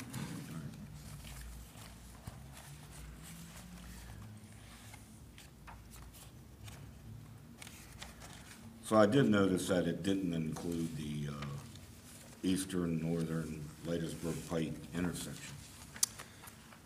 I've been complaining, that's State Highways jurisdiction. I've been complaining to them for some time, and I've been promised that they will do it. I'm telling you, if you haven't traveled it, it is just amazing to come off, if you're traveling on Northern Avenue up to Potomac Avenue, and make that left to go down Lotusburg Pike. I mean, it's like riding on a roller coaster there. It's just. Yeah, rutting, the ruts are probably 4 inches deep. Yeah, it's amazing. Yeah. We'll have to suffer through it this winter, and then it should be fixed this Let's winter. hope so, yeah. Going the other way on Northern, there's some nice potholes Right, and we'll patch those. down near the security camera. Right. I know exactly what you mean. All right. Look at those. Any questions for Rodney on this? I like it. Thank you. Thank you. Thank you, Rodney. Thank you. You ever notice how he always gets off really easy? No one Those topics. The topics everyone loves. He knows what to get, right? Yes. Exactly. Now it's Kathy's turn. Okay, land management code amendments discussion. Can I offer a suggestion that we take out the sign portion for now until we can get a better grip on it and in the future? Additional comments, I believe. We'll be coming back to you in the next few months with some other materials as well. We could all roll that all together. You can stab at it and put it together. We okay with taking that out of this discussion? Okay. All the sign stuff, or just that one item? Is that the only sign item? That's the one that's gotten the attention of the community as well as the council, the issue about the temporary signs. Right. In our effort to be Gilbert compliant. There are other changes. Right, there's other unrelated changes that nobody has an issue with. I think we should discuss them. Okay. So in the package that we prepared for the meeting, we attached what we had received to date after the hearing, which the hearing was on the 27th of November. We kept the record open for 10 days. We got some input, and then after we submitted the memo to you, we got some more input, a few more items, and that's what I've just passed out now. And I won't go over what the memo says, but just to let you know, 3 of the people who inputted were regarding the rooming house proposal, which is proposal 2.3 in the packet, that it was attached for the hearing, as well as the discussion we had in early November. And we didn't pass it out again, because that would have been the 3rd time that we made the photocopy job, so ask that you hold on to it, and if not, let us know. But the issues that were questioned by the community were whether or not they were opposed to the idea of having to have a special exception, the Board of Zoning Appeals approval to have a rooming house of a larger size in the CG district.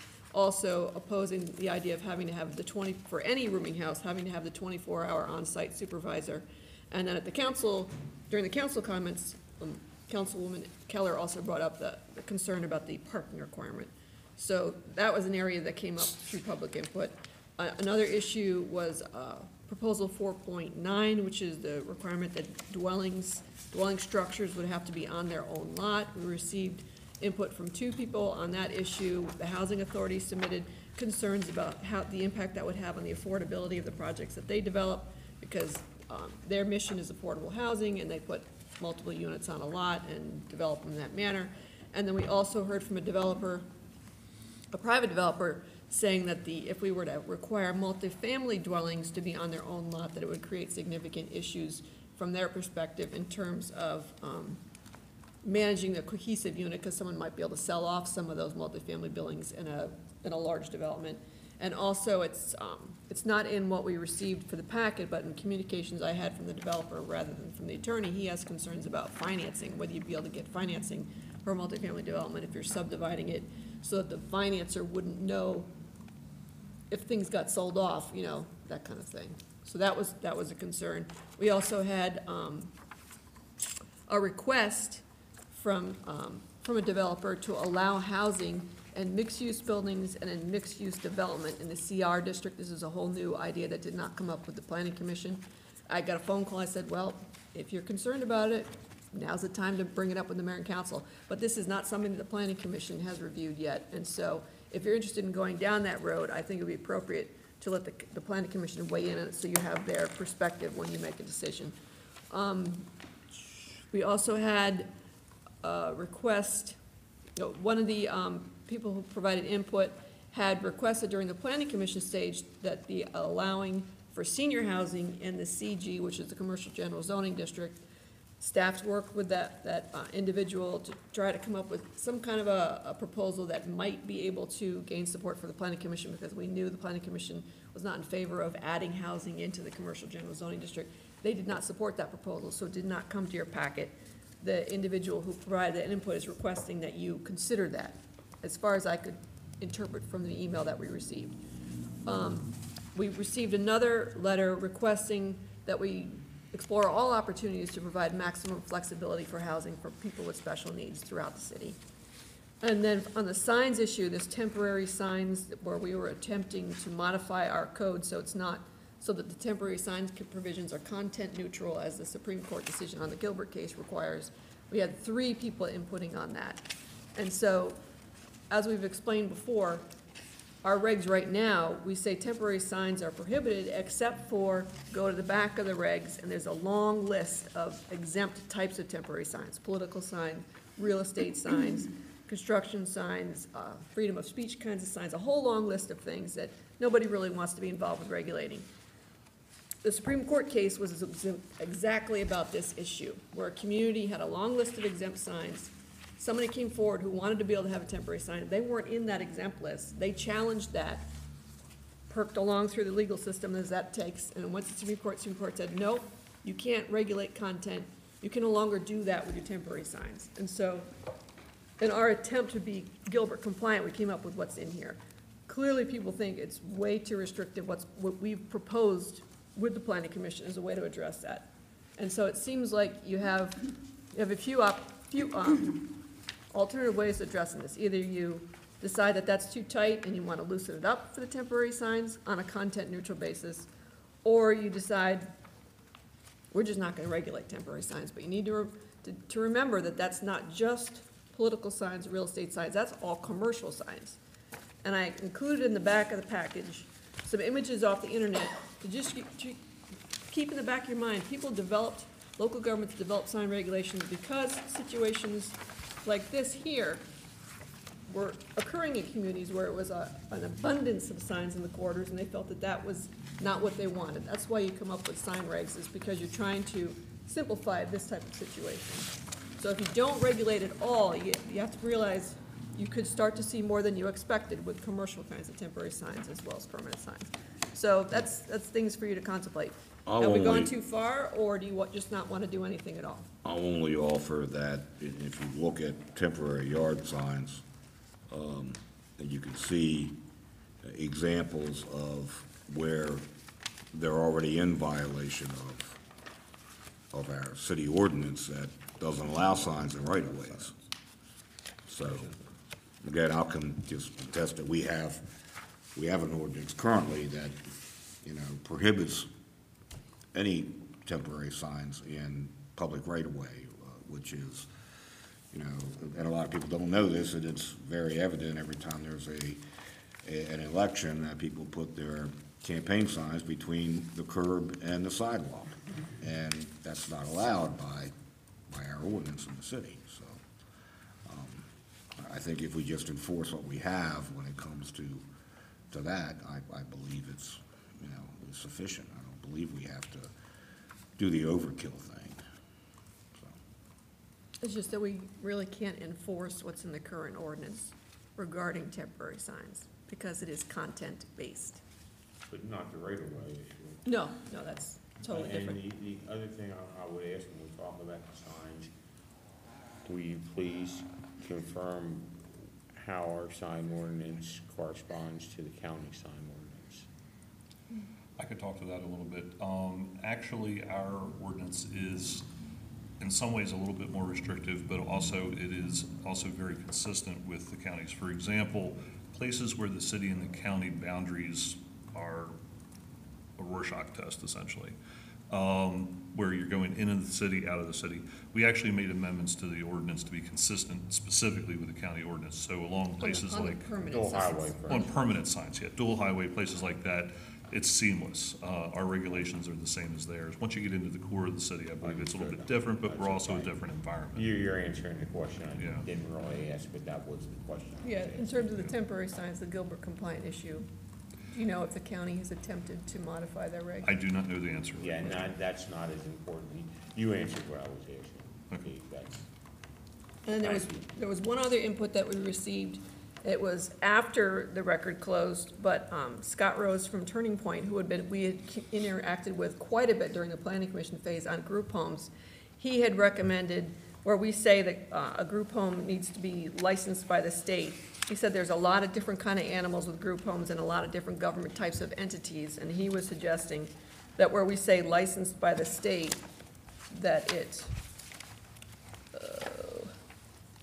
too many emails. It's in this packet, sorry.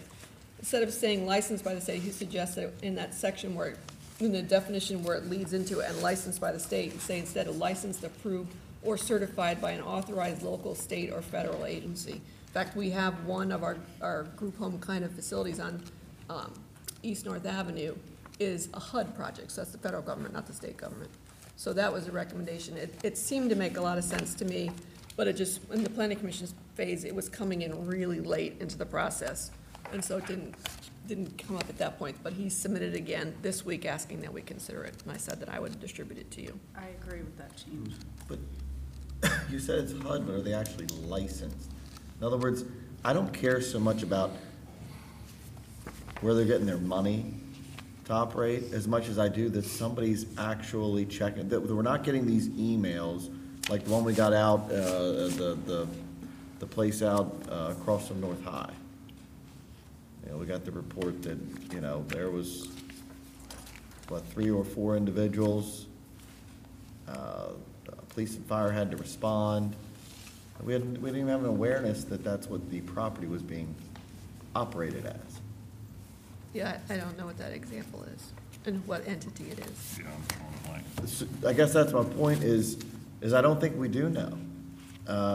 And so, for me, the operative thing is, you know, within a neighborhood that the place doesn't look or function any differently, you know, in that manner to the degree that somebody is monitoring that accountability. And I don't think we have a clear handle on that at this time. And that's why So when we define the it's- group home, we put in licensed by the state, but what we're hearing from one of our group home providers is that's too narrow. And that's my question, are they being financed by that entity? In other words, if HUD gives an entity the money to. I'm sorry, it was the VA, not HUD. The Okay. VA oversees Let's the say one in East VA North. gives an entity money to sort of set up shop, so to speak, in jurisdiction X. Is there an actual license process? Is somebody coming and touring, so to speak, the property twice a year? You know, It sounds like it depends on the program. that's what I'm saying, I don't think we have a good handle on that. But I know that the one that's the VA program in East North, they are under the VA. That's who they report to for that facility. That's who they report to. And they have to be compliant with their standards. Yeah, I don't know who comes out and checks that. I don't know. That's my question.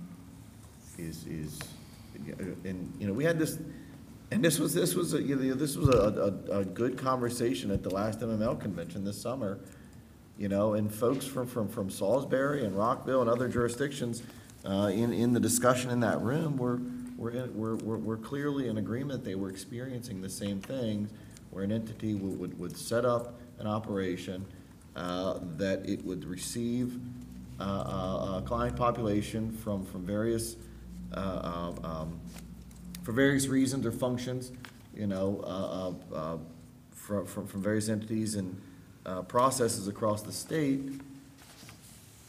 And there was no state or I don't know what you call it, organizational oversight, you know, of the I guess, regulatory entities saying, we're gonna house 8 individuals here, but we're never gonna come in and see, how things are going. And it was very clear, those other jurisdictions are experiencing that same exact thing. And all I'm saying is, I don't care who licenses whom, as long as there's clear protocol, that there's checks and balances,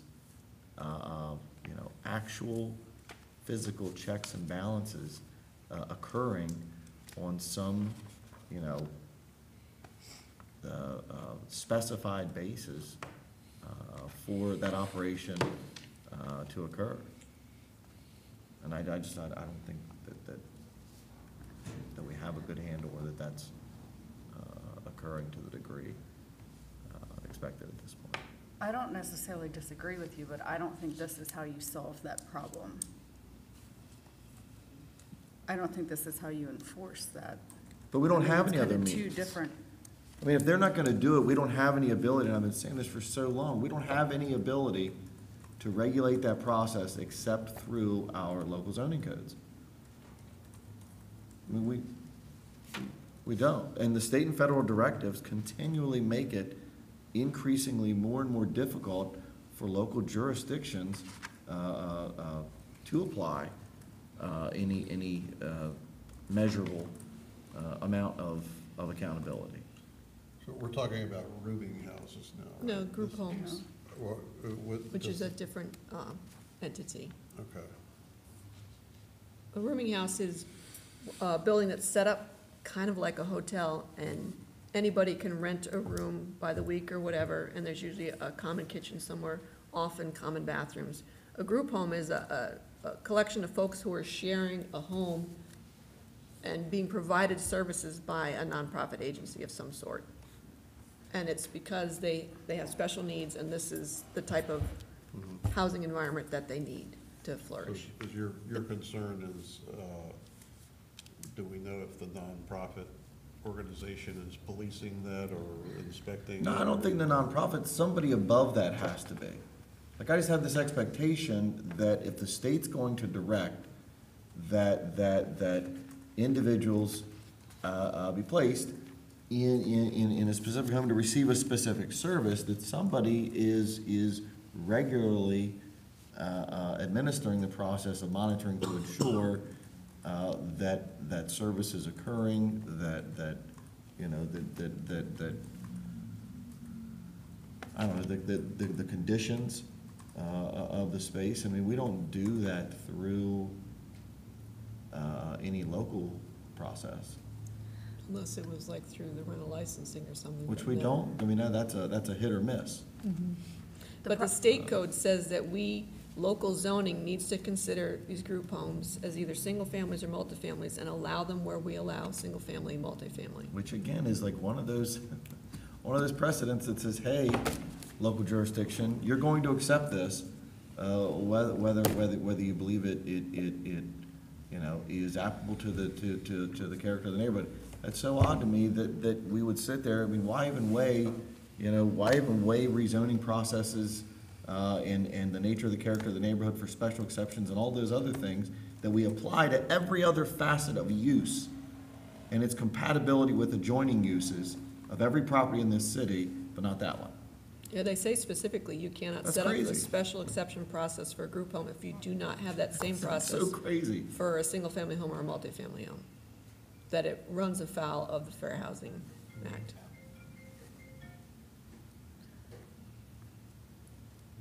I think this issue, though, is about terminology. And instead of saying licensed by the state, because not all of them, especially recovery houses, are licensed, they can also be certified. So this is just a terminology issue. I agree with the change.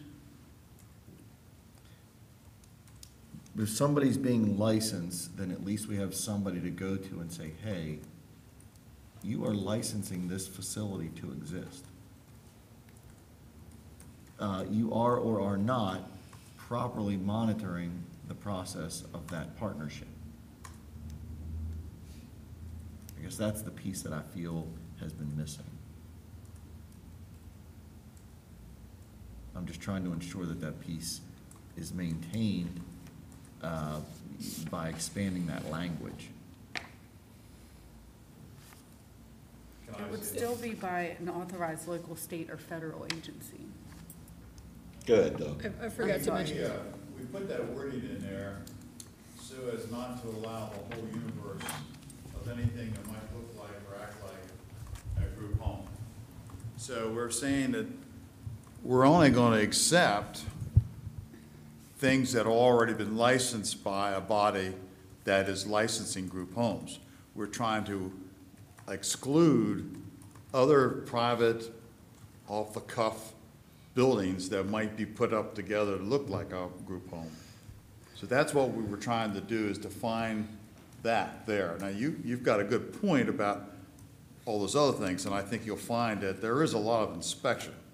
I mean, I can't speak for everyone. I know a Holly Place, we're inspected by the VA, we're inspected by the state of Maryland, we're inspected by two different agencies, 3 different agencies in the state of Maryland. I don't know whether that applies to all these things, but we weren't really going for the need for inspection. We were trying to define what is a group home, and only those that are licensed by other agencies are going to be recognized as group homes. That was the extent of that. Well, this is Doug Wright, the chairman of the city's planning commission. I'm sorry, I meant to introduce him at the beginning of the meeting. And he's the only member of the planning commission that's present this evening. And thank you. Uh-huh.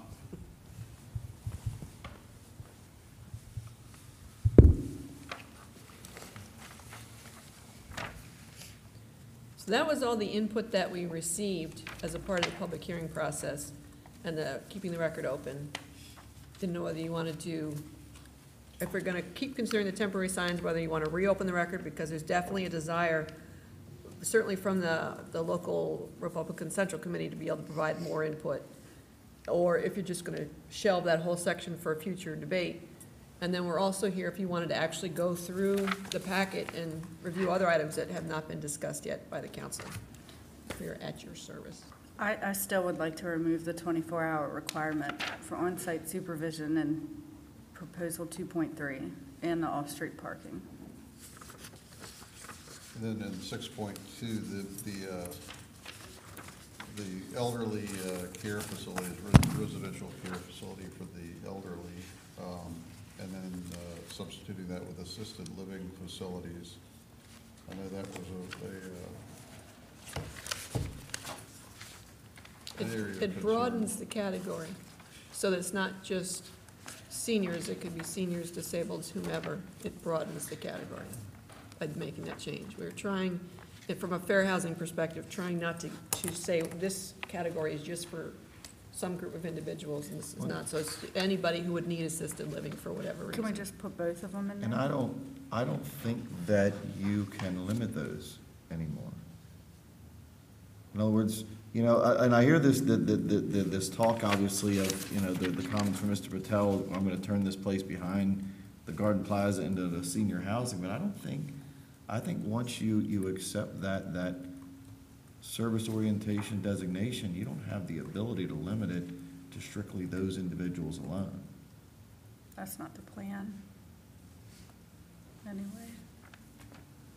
I mean, I've read his comments, those were his words, you know, some type of senior housing.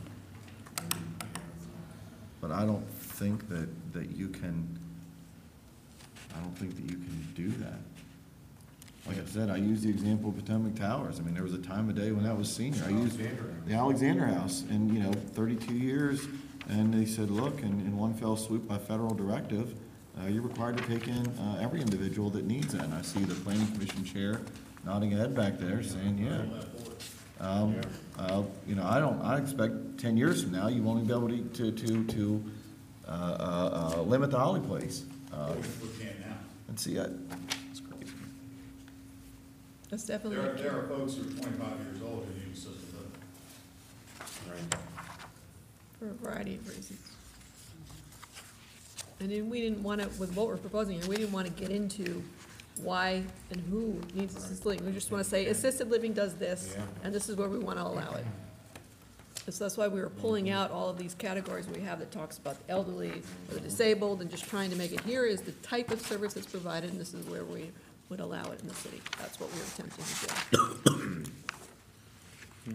And there was some complaint there about, in order to put a assisted living facility in, you would have to go before the commission to get that approved, or is it?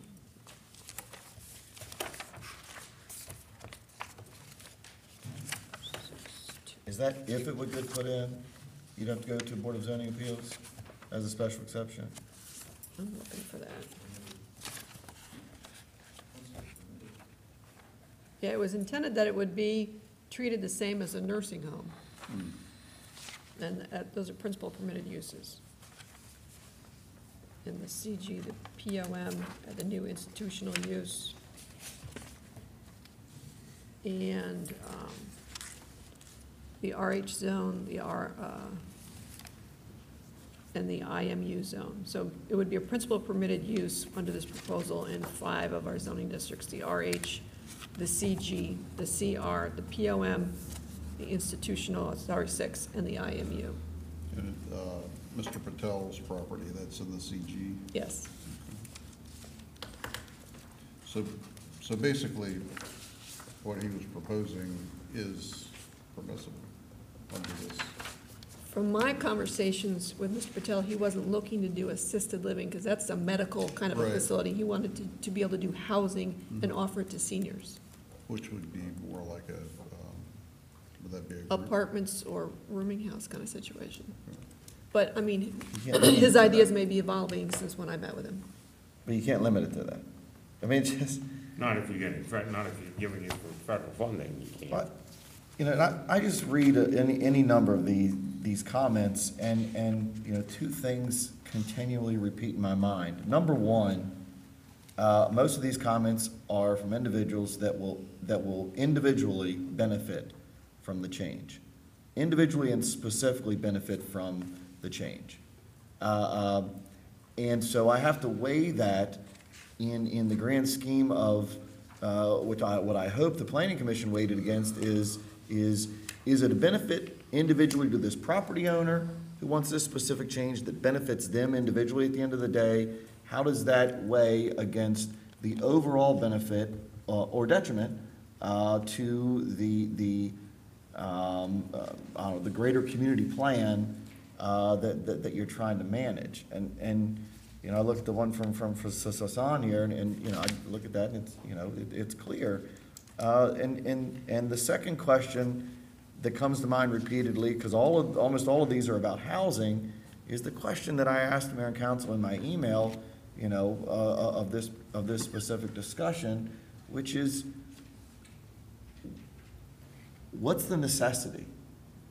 I mean, I sent out that chart that shows we are just exponentially above almost every one of our neighbors in meeting what I'll call, you know, housing, you know, subsidized public, service-oriented housing, above every neighboring jurisdiction. And so what, you know, what's our balance of limit? Because every one of these changes increases that share. And I think that's a conversation we have to have before we just simply say, yeah, let's go and make some more changes and you know, and see how much more we can fit in every one of the zoning designations that we can apply it to. It's like we just don't want to have that conversation whatsoever, or recognize that we're already doing just exponentially more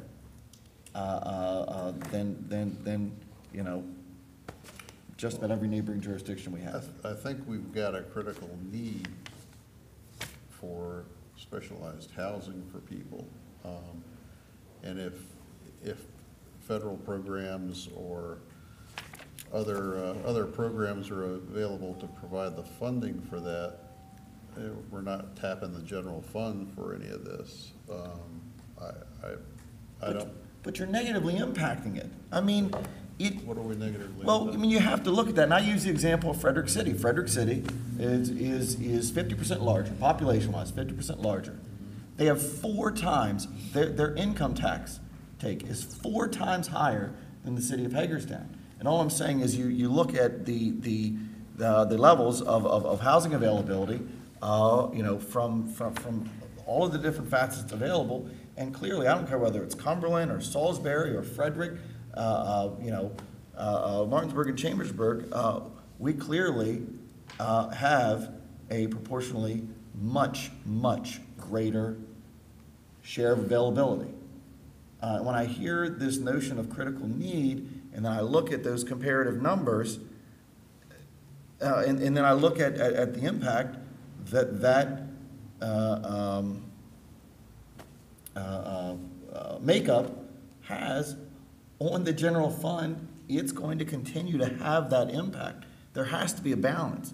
People have to sit down at some point and say, you know, is 40% home ownership a positive to our bottom line, you know, to our ability to fund adequate level of public services? Is the level of incomes? Because the reality is that the further you go in one direction is definitely going to have an impact on your economic viability, your tax base. It just is, and it's going to drive, you know, where folks choose, you know, to I guess to have that tax base. And I'm not saying it's not needed. In this case. At all. In this case, you know,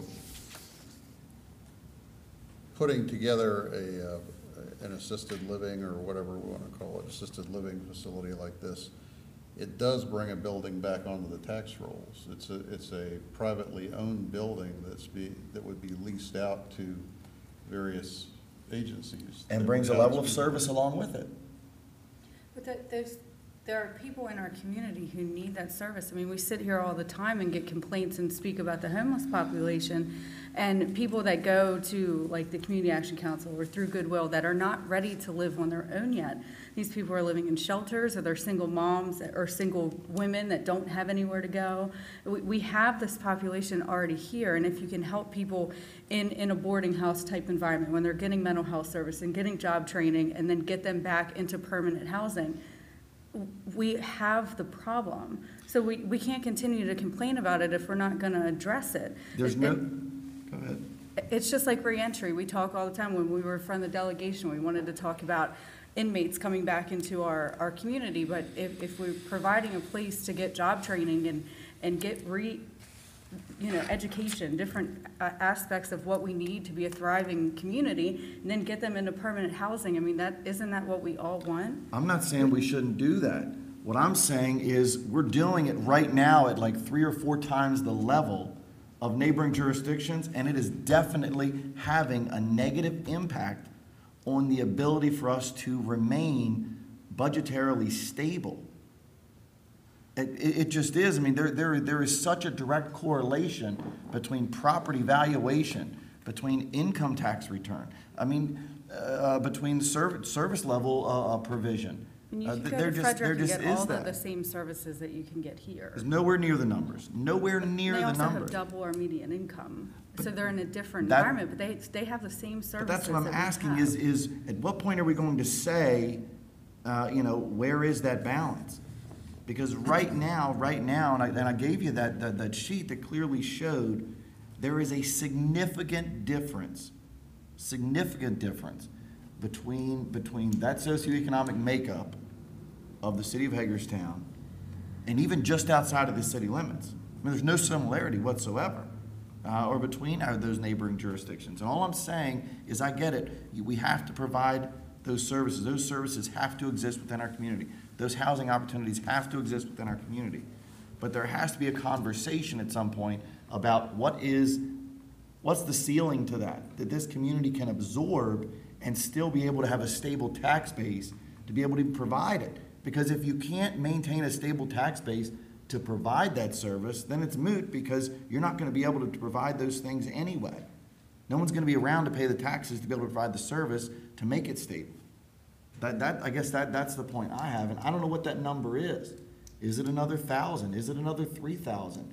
I don't know, but when I look at each one of these are basically a request to add to that without any conversation whatsoever about looking at it in sort of the broad context of you know, what that impact is to that community stability. So the people that we're talking about serving, they're already here. And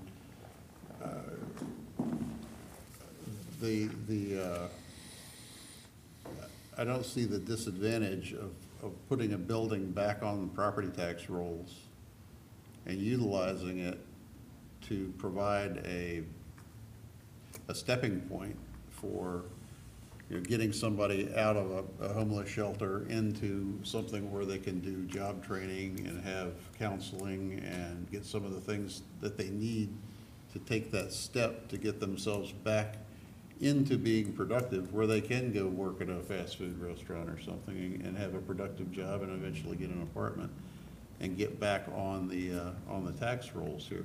Right now, there's a black hole there. You've got people totally destitute in the homeless shelter, and you've got people working, and there's a black hole. They fall into that. They can't get out of that without the training, without counseling, and that type of thing. So, I mean, if we can bring a building back on the tax roll and use it with federally funded and grant supplied counseling programs and everything else to get these people back to be and I hear that, but then I watch and listen to and experience the indications, and I'll use the Sheets as an example. You know, where Sheets ends up closing up, where folks don't want to go to those fast food restaurants and frequent them as businesses. And all I'm saying is there is a dynamic connection to that. People can deny it all they want, but there is clearly a dynamic connection between that process, and if that occurs, then it does have an impact to the stability of that economic force of the tax base. It just does, and that's what I'm saying. I think that type of conversation has to be had. It's no different than the one census tract, you know, in the chart that I provided, where it was, 1,100 units in one census tract in the city, and 78% of that specific census tract is in some form of public or subsidized housing.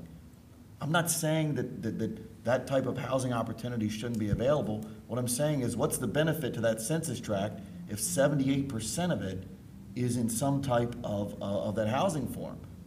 I don't see the benefit of saying, you know what, we should make it 85 there, or 90. I mean, people have to see that correlation at some point to say, hey, you know, what is a sustainable balance?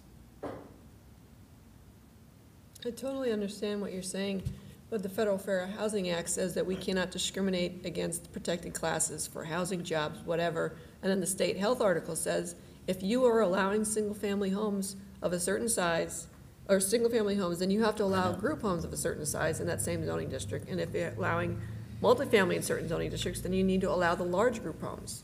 And you can't have the BZA step in to make some special review, and you can't have separation requirements. I know. What I'm saying is I'm trying to get a measure of the compounding effect of the decisions that you make then within your zoning code that compiles all of those different types of housing. And so, you know, if you do it in the CG, then that adds another layer. If you then say, well, you know, we're going to regulate, in other words, if you take any one of these and sort of add them in, you're adding to that makeup and compounding that effect. And all I'm saying is we measure, you know, what that compounding effect is before doing so. But it sounds like we don't have a choice. If the Fair Housing Act is telling us we have to do that. We do have a choice on these other items. About not expanding housing into more That's zoning what I'm trying to districts. say, is you got 9 more requests here, And every one of these requests are for the individual benefit of that individual property owner. And we're not asking, before we do that, before we make those other 9 changes, we're not, as a group, saying, okay, what does that mean to the rest of the city? I get it, for property X, it means property X owner is going to benefit, you know, in this way, but we're not saying, what does that do for the other 50 properties in the city that are already zoned that way, that are then also gonna get that benefit? And what does the makeup of that particular portion of our community look like before we go making that change and exacerbating that issue? It has nothing to do with the fair housing issue. Councilman Alshire is actually very correct on that, in that when we write our zoning code, we can't write them with any one individual property. Right, you're not looking at property X being, oh, Right. the benefit's only gonna go to him. There could be another 200 acres of properties owned in that manner, of that makeup, that's going to then apply to elsewhere. And all I'm saying, it's no different than the one where the Housing Authority and Mr. Lyles have issued the, opposition to the individual housing lots. And they said it's gonna make it more costly to develop. Why? All you're doing is subdividing lots off. I mean, is there anybody out there who doesn't understand that townhouses are intended to be individually plotted and sold? Whether they're individually plotted or not has no impact on your ability to own them in giant sticks of 16 or 24 or whatever number of those you want to retain ownership of. I don't get how that's making it, but it's definitely going to have an impact then on 70 other properties of possible development or redevelopment within the city that we haven't measured what that impact would be. That's always the great trade-off when it comes to zoning laws. It might sound like a great idea on one particular property. You initiate that change to accommodate that property, and 6 months later, somebody comes in and says, well, I want to do it on property Y, which is a totally different environment, and the perception or the perspective of the community or the governing body is, that wasn't such a great idea at that location, but you have to write your codes uniformly. And I guess that's how I anticipated the Planning Commission deliberated on these bulk changes through their process. Is they weighed it against the map of the city and not the single property. It's true. That's how the planning commission's review occurs. Typically, though, when we get input, people are thinking about, I want you to make this change because it will be good for me. And then when this is the process of the planning commission, then they look at what would the impact be for the whole city? And so that's why I suggest if new things have come in as like particularly the Mr. Showell item is a brand new thing, I would suggest that we let the planning commission weigh in on that before you make a decision, since it never came up during the planning commission's review process. Some of these others, though, these are things that are comments on the things that are in the package.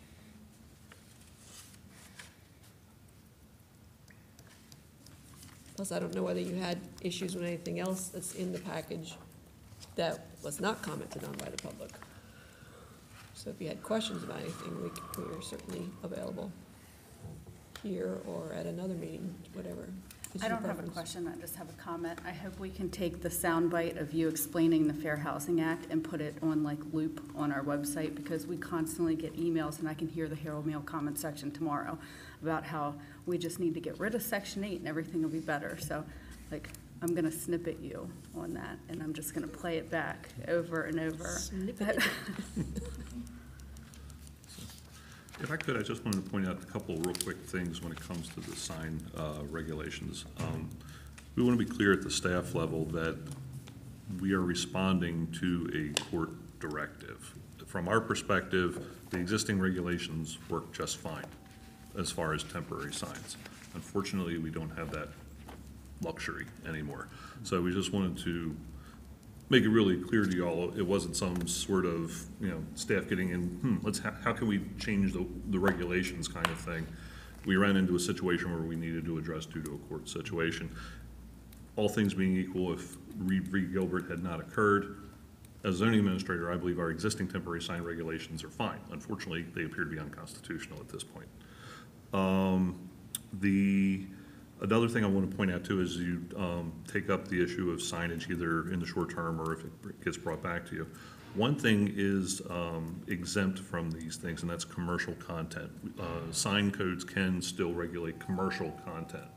So while you while we get into the issue of signs in someone's yard for a political candidate or a cause, or I like the Orioles or whatever, that all is time-based, or they call it there's certain things other than content where you can regulate them, size, place, et cetera. However, if you put a sign in your front yard that says eat at McDonald's, just picking a business out of the air, that can still be regulated. It says what? I'm sorry. If it's a commercial sign. If it's a commercial sign. So these examples here are commercial Yes, that is correct. Advertising a product. advertising. Yes. I'm showing the pictures of the two liquor stores here. And one thing that came up in the prior conversations from Councilmember Metzner was using the example of the bird tire sign out on Dual Highway, and a concern with the approach that staff took to the fact that they wanted to dress up the pole that supported that as a shock absorber to advertise their business. That's something that if this body wants to address, we can craft a pretty easy fix within the ordinance to address. The way the ordinances are addressed now, anything that draws your attention as part of the sign to advertise whatever's going on there is part of the sign. And that's what happened in First Christian Church too. Yeah, I had no choice the way the ordinance was No, written. I understand that, Steve. So- I've never criticized for the. Understood. What you had to do, just. Right, I just want to put on record the reasoning for it. And if there's a concern with that, that's an easy fix. We could write a patch amendment into the ordinance that says that architectural embellishment to the poles of a freestanding sign are exempt, or something like that. We can address that concern pretty Not included easily. in the sign area. Yeah, we'd not include it in the sign area or something like that. But unfortunately, the way the ordinance was written, because it's a car repair business and it was a shock absorber, I had to Right. include it in the sign area. I just didn't have a choice. And that's the other thing with Walmart, is that, you know, you pass ordinances, and it's very similar to what Kristen is talking about tonight. You pass ordinances with the best of intentions, and you don't realize exactly all the times the ramifications of what you've done. And again, in reacting to some of Kristen's comments in the past, when he says, well, geez, we had all these public hearings, we never heard a thing from these people until suddenly until after we pass it. And the reason is, you know, not many people really are astute, want to watch us all the time and keep up with everything, but they find out about it when we start enforcing it, and that's when we hear what's wrong with you folks. And that's why I'm always willing to say, after we enact ordinances, when we start finding out that there are unexpected results that we never intended, it's time then to relook at those ordinances and say, geez, what can we do to make sure these unintended results don't take place? And the only way to find out about those unintended results is to pass the ordinance and get that feedback. And that's why we review the code every year. Exactly. Every year. Exactly, I understand. Whether we want to or not. So, but I just wanted to explain the reasoning for that, just so, but what we can do is, and again, because we're going to be moving a much smaller package of specialized stuff associated with the telecom stuff here in the very short term, we could tuck something into that, and that way it'll give the planning commission the opportunity to weigh in on it before it comes back before this body. Okay.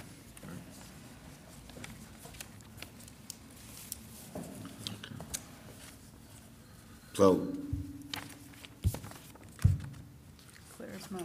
Are there I'm changes to be made? Believe me, I'm right now, until I would get more information a la what Kristen was talking about, I agree with Kristen. I think suddenly expanding, you know, if one were to ask me, do I think we should do something to restrict the things that Kristen says, I would say absolutely not. When we're talking about expanding, I would like to take a much bigger look at that issue than just saying yes to it. On the group homes issue? Yeah. I think these items need to go back to the planning commission. You know, they were the appropriate body that weighed in. I agree. To begin with, they should take these additional items that folks still don't feel are right, or that folks are suddenly introducing. And the plan, I mean, that's one of the I agree. that's a primary purpose of the planning commission, is to evaluate and say, yeah, it works or it doesn't work here. And this is why, or, you know, we stick by the first thing we said. Sorry, Doug. So the two issues that'll go back to the planning commission for further review will be the signs and the group home Rooming houses, rooming I house. suppose. And the Shaol proposal The new housing in the CR proposal. and the lot things, the individual lot. Okay. Is there any discussion amongst this body about the individual lot issue in general? Are there lines that that it would fall along? For example, there was talk about not doing it for multifamily, but moving forward with it with the single families, duplexes, towns, et cetera.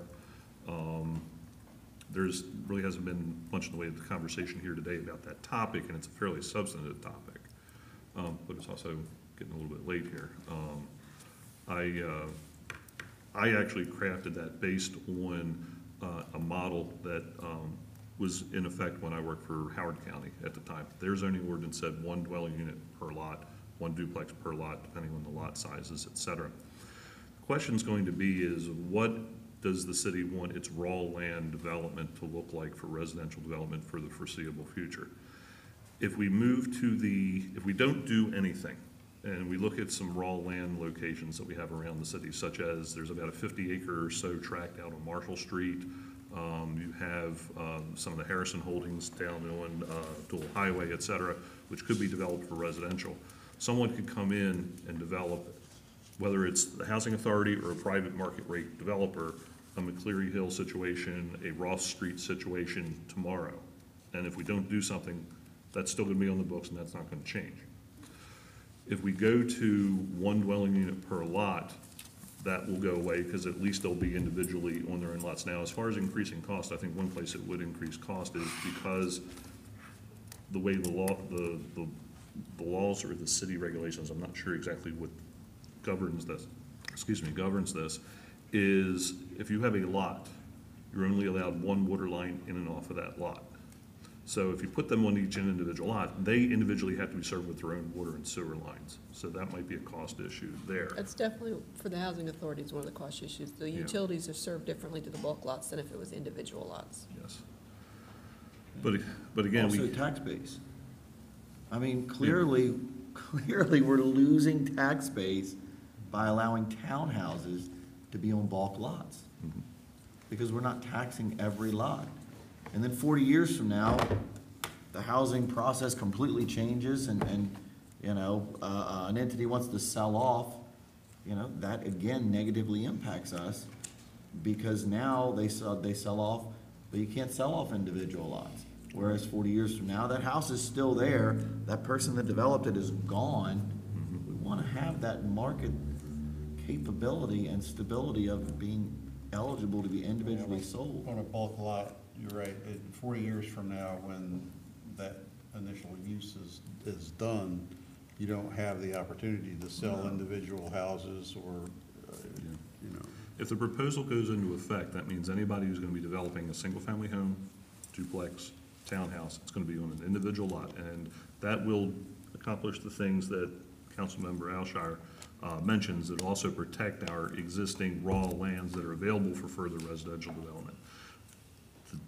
The consequence of that, intended or otherwise, is that there are certain developments that are out there now or are pending that will not be permitted, and you need to weigh that, because what would not be permitted? McCleary Hill would not be permitted with that in place. We're actually doing this as a result of that. What happened on Ross Street 15 years ago would not happen, because that's also bulk lots, but also you have developments like Summerlin Manor, Court Park, I always get the Cortland Manor. Cortland Manor Villas. and the Cortland Villas also would not be permitted to be constructed that way now.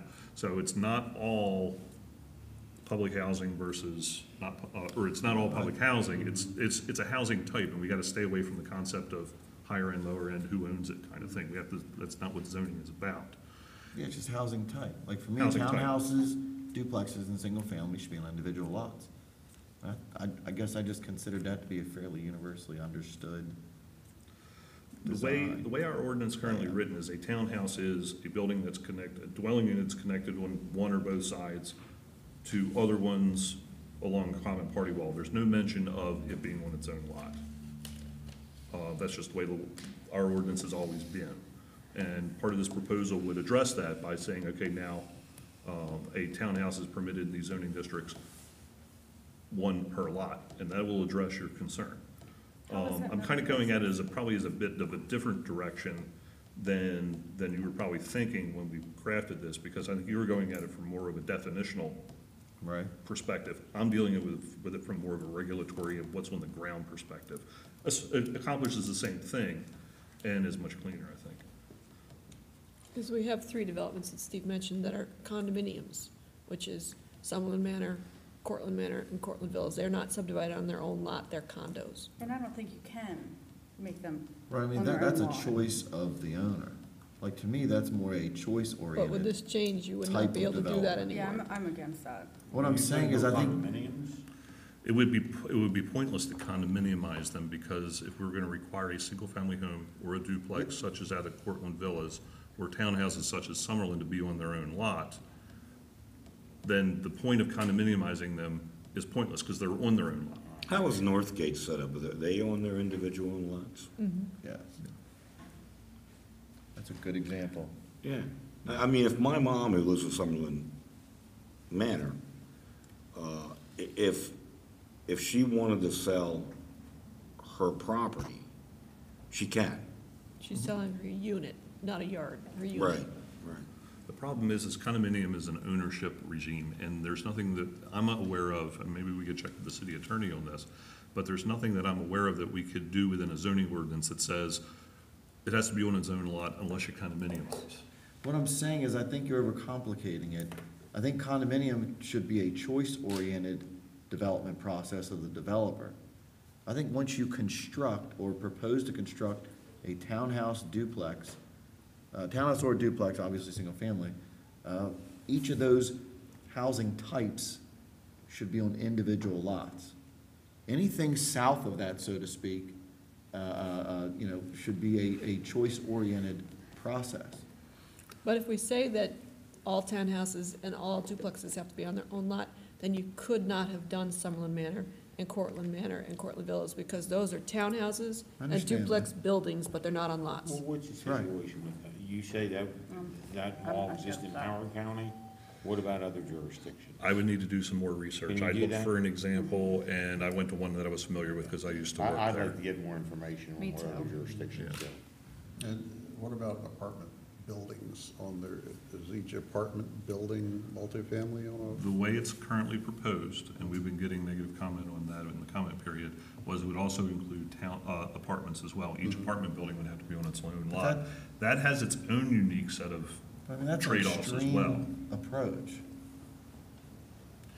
Depends on the type of multifamily dwelling that you're looking to develop in the environment that you happen to be in. In a more suburban environment, it's not that big of a deal.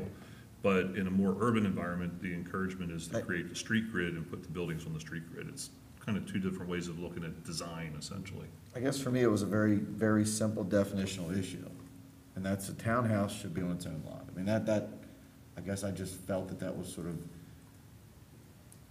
a fairly universally understood. A townhouse like Northgate. Or the ones What that about McCleary Hill? It's gonna be the same kind of a setup, right? They're gonna be townhomes that are side by That's side. right, they'll connected. be like an 8-stick units, Yeah. but they're all gonna be one. And what I'm saying is, every time you allow that to occur, you lose tax base, every time. How do you feel about the multifamily aspect? I guess for me, again, it was real simple. If you're building townhouses, then you should be building townhouses, and townhouses should be individually plotted parcels. So you don't care about the multifamily part? No. Like if that wasn't in the I package? don't care you about wouldn't any of care? that. Okay. What I would suggest then, if. But clearly, when McCleary Hill was designed and proposed, I mean, they basically said these are townhouses. But they're not on individual plots. But they're not on their own. And then you go into individual our lots. code, and our code implies that townhouses are only permitted in specific districts, which wouldn't include that district, but then or didn't include multifamily. So then they identified the townhouses as townhouses, but really they're multifamily.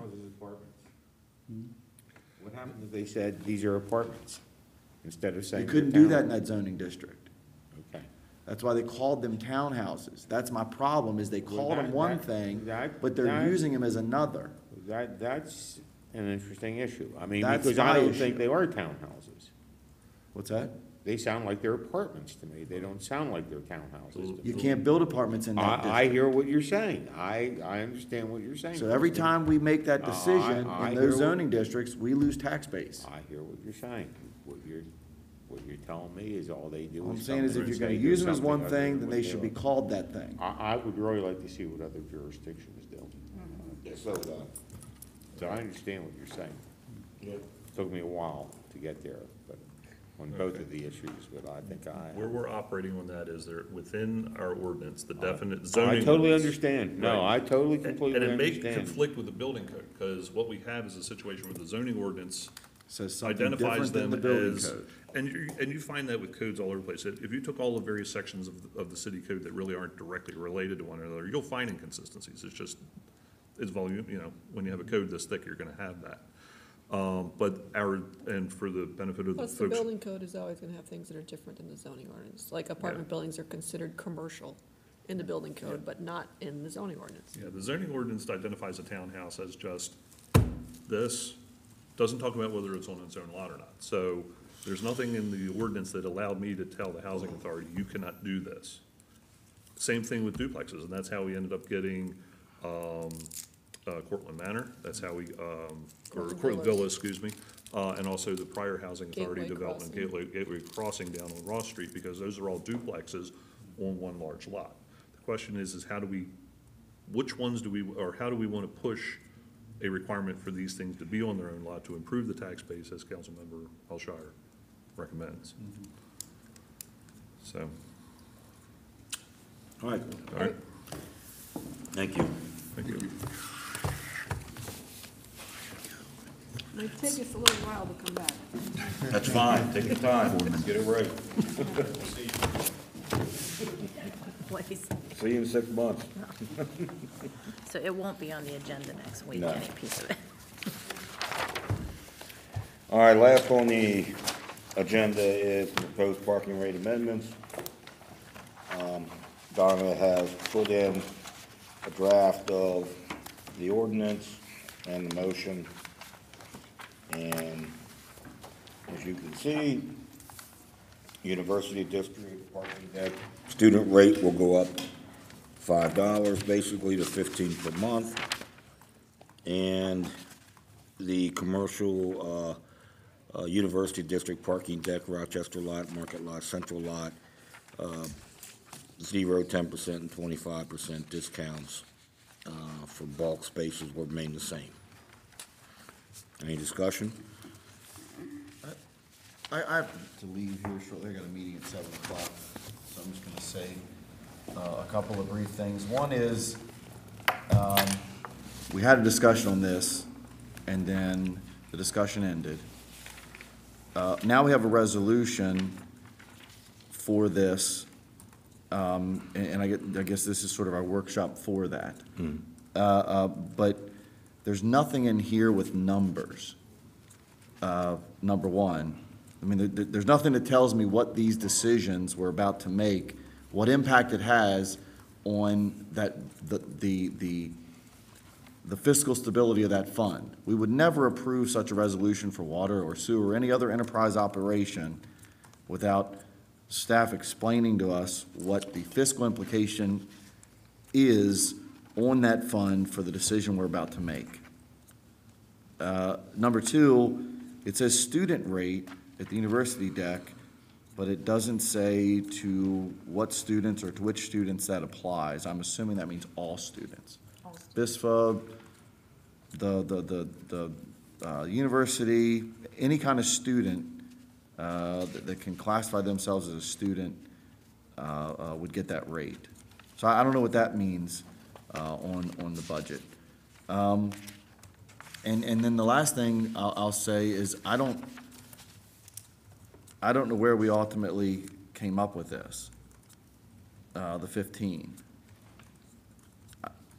I don't know what that means to us.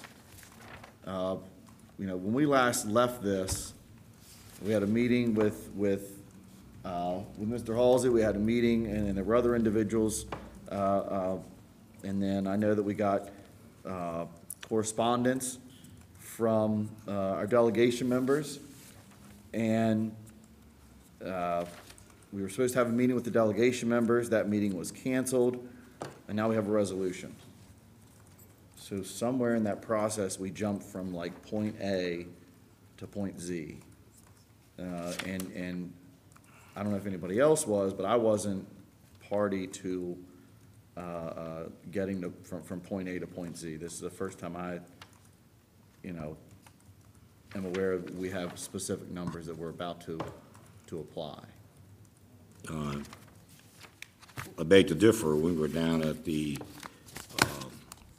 unveiling of the mural in University Plaza.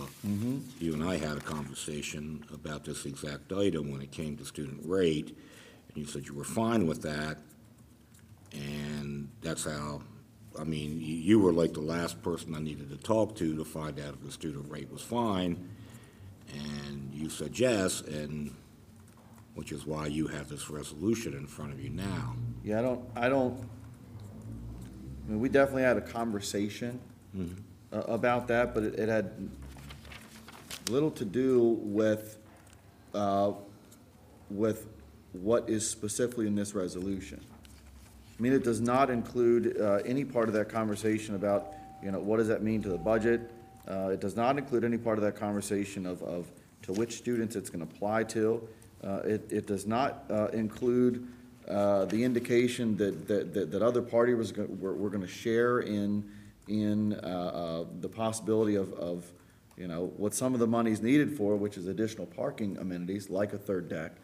It's a resolution to continue or to give, not even continue, to give the university district parking deck rate of $15 to a specific unspecified class of payor.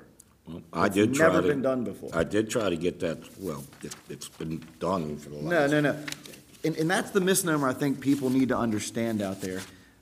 University students were never given a special rate of $10 to park in the deck. By mayor and council. This body instituted a $1 fee to address an issue of people using the A&E and the university deck to park in overnight or through the weekend. And the indirect result of that was that it negatively impacted the evening students at the university that said, hey, wait a second, we don't want to carry a buck. And so we said, okay, let's do something for the evening that says, instead of carrying a buck on you, we'll do a $10 rate a month. That's how it came about. It was never implied that you were getting a 24/7, 24-hour-a-day, 7-day a week, 365-day a year permit for $10 a month. That was never the process. And there's this implication out there that somehow that was the decision. It was never the decision by council or staff. That's how that permit would be applied and used and offered. So this is truly a special rate that we're giving a specific class of payor to utilize that. And I get it, we can't do the software but for me, I will go back to that conversation. I need to understand what that does to the budget of this enterprise fund. I'm not saying I'm totally opposed to 15, but I don't know who it applies to. And I don't know what it means to the budget stability of that particular We didn't fund. include that. This was not a staff proposal. Staff stands by the proposal that we gave initially in our current rates, and we stand by the proposal that we offered on November 13th. So staff has not reworked any of these numbers. This is not a staff proposal. Lou, where do you stand? You okay with it? Austin? Okay. Emily? I was under the impression that it was a $5 incremental increase and that there was going to be some change to the business rate. I feel like all this does, and I said this to you in the hallway out there last week, if we don't do any change, all this does is pushes us down a year from now, or whenever we bring this back up. Like, this is not ripping off the Band-Aid and making, this is not a year's worth of compromise. This is not a compromise. We're not tearing the Band-Aid completely off. You're right. No, we're not doing anything. Well, we are. We're seeing a $5 increase to student parking at the parking deck per month, as opposed to either a 500% increase or I understand basically that, no and increase whatsoever. I understand that, and I think the reason that Austin brought this back, and we've been meeting about this since June, was to compromise. So if you consider $5 a compromise, I mean, for how long? Is this for infinity? And this doesn't address the business. There's no change to the Well, business. we weren't going to address the business anyway until after we addressed the University of Maryland parking deck for the students, So we're just kicking this down the road. until such time I as just we don't- believe that it's a good environment to discuss increasing parking rates. So will all students get this rate? No, Everybody, Yes, will all that's the way- that's students, the way that's everywhere? written, yes. At the university parking deck. So the beauty school people can, If they want to come up here and park and walk, sure they can. Now, that's not how I First of all, originally presented it. I presented it as to do the same thing with student parking as we do with business, which means that at a certain amount of permits issued, they would get that rate. But if there were if it was 150 or whatever it was. Mayor, can I suggest, first of all, I don't think this subject was ever discussed with anybody, but I think the rate should be for university students, no one else. You start saying that if we're a beauty school, can come in for $15 a month, you might as well wipe out what's going on over in our parking deck that they're utilizing right now, because I'm sure they're paying a lot more than $15 a month for students. And this is also. I understand that. And I didn't think there was ever any discussion about this rate for anybody but the university students that attend this university.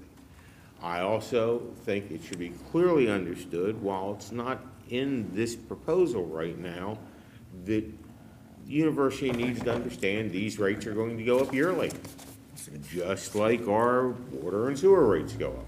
The decision would. They will if we, Emily, they will if we pass an ordinance. It says they will in September, and saying now they're going to be $20 a month, because that's the whole concept here. There's an acknowledgement that these rates are not sustainable. There's also an acknowledgement that suddenly telling people that you're going to raise them 500% in one fell swoop just doesn't work.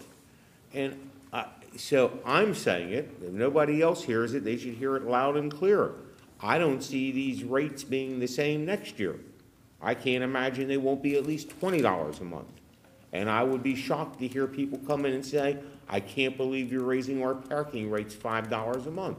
And if they do, then I'll have a different attitude about things with folks. But that's what I'm saying. You can always come back and change this, just like we're doing right now. And I hear you, and I don't disagree. I just thought we've been having meetings with Mr. Halsey for months and months and months now. Eric Dykey's staff, we've had Don Bowman at the table, and BJ Getz at the table, and all these business owners that were all involved over and over and over again. So now this is what we're passing? This isn't a compromise. Why do we have all these meetings? And we could have done this 6 months ago and just said, okay, But we Eric, didn't. screw it. Right. That's the So problem. I'm saying, but everyone is willing to compromise at the table right now. So I just feel like we should come up with a plan now. Well, the only compromise I hear people willing to come up with is they don't want the increased business rates to go into effect, and they never were to go into effect until the end of 2019, if I'm correct. July 1 of 2019. July 20, right, so those weren't going into effect until July 1 of next year, which gives us plenty of time to address those issues. The student rates are going up immediately, so they had to be addressed immediately. And the question is, just like with everything else we do, you know, when you start adding up the money that we're talking about right now, we will discuss it ad nauseum until we come to a conclusion. And so my attitude is, Yeah, this will solve it for the student rates for this academic year, and we'll look at it again in September when we're getting ready for the Maryland Third to open, and we have to look at the whole aspect of new parking meters and a whole revamped parking system with revamped budgets. And yeah, I think kicking it down the road is just fine. Okay. All right. City Administrator, Nothing this evening. Lou, any further comments? It's late. Thank everybody for their thoughts and prayers. I appreciate it. Eric, don't leave. I got a comment. You're gonna want to hear it. Nothing. Emily? Nothing further. All right, I only have, actually one. Is there a possibility to get a schedule of the street cleaner, the street sweeper, and where it's gonna be? I mean, I know that it's posted downtown, don't get me wrong, I see that very plainly. I know you're probably gonna say that to me, but I have seen those signs. But like, you know, out on Wood Point, you know, I've been getting phone calls from residents out there who say they haven't seen a street sweeper in like 5 years. Now, I don't know if that's an exaggeration or not, but, you know, it is the furthest west street that is in the city of Hagerstown, so I don't know. Yeah. So, I mean, you probably have a schedule. No. Oh, okay. The downtown is the only place that's permanently posted where you have a schedule. What we're trying to do, or what we've attempted to do in the last year, is we go quadrant by quadrant, and it takes a good month, 6 weeks to get from one quadrant to the next. We have two, though, correct? We have 2 sweepers, that is correct. Brand new. We didn't have That's the correct. sweepers, but now we Yeah. have them. Yep. Okay, can we get somebody out to Wood Point? Absolutely. Thank you. Is that all? All right, Thank you. that's it, thanks. We're adjourned.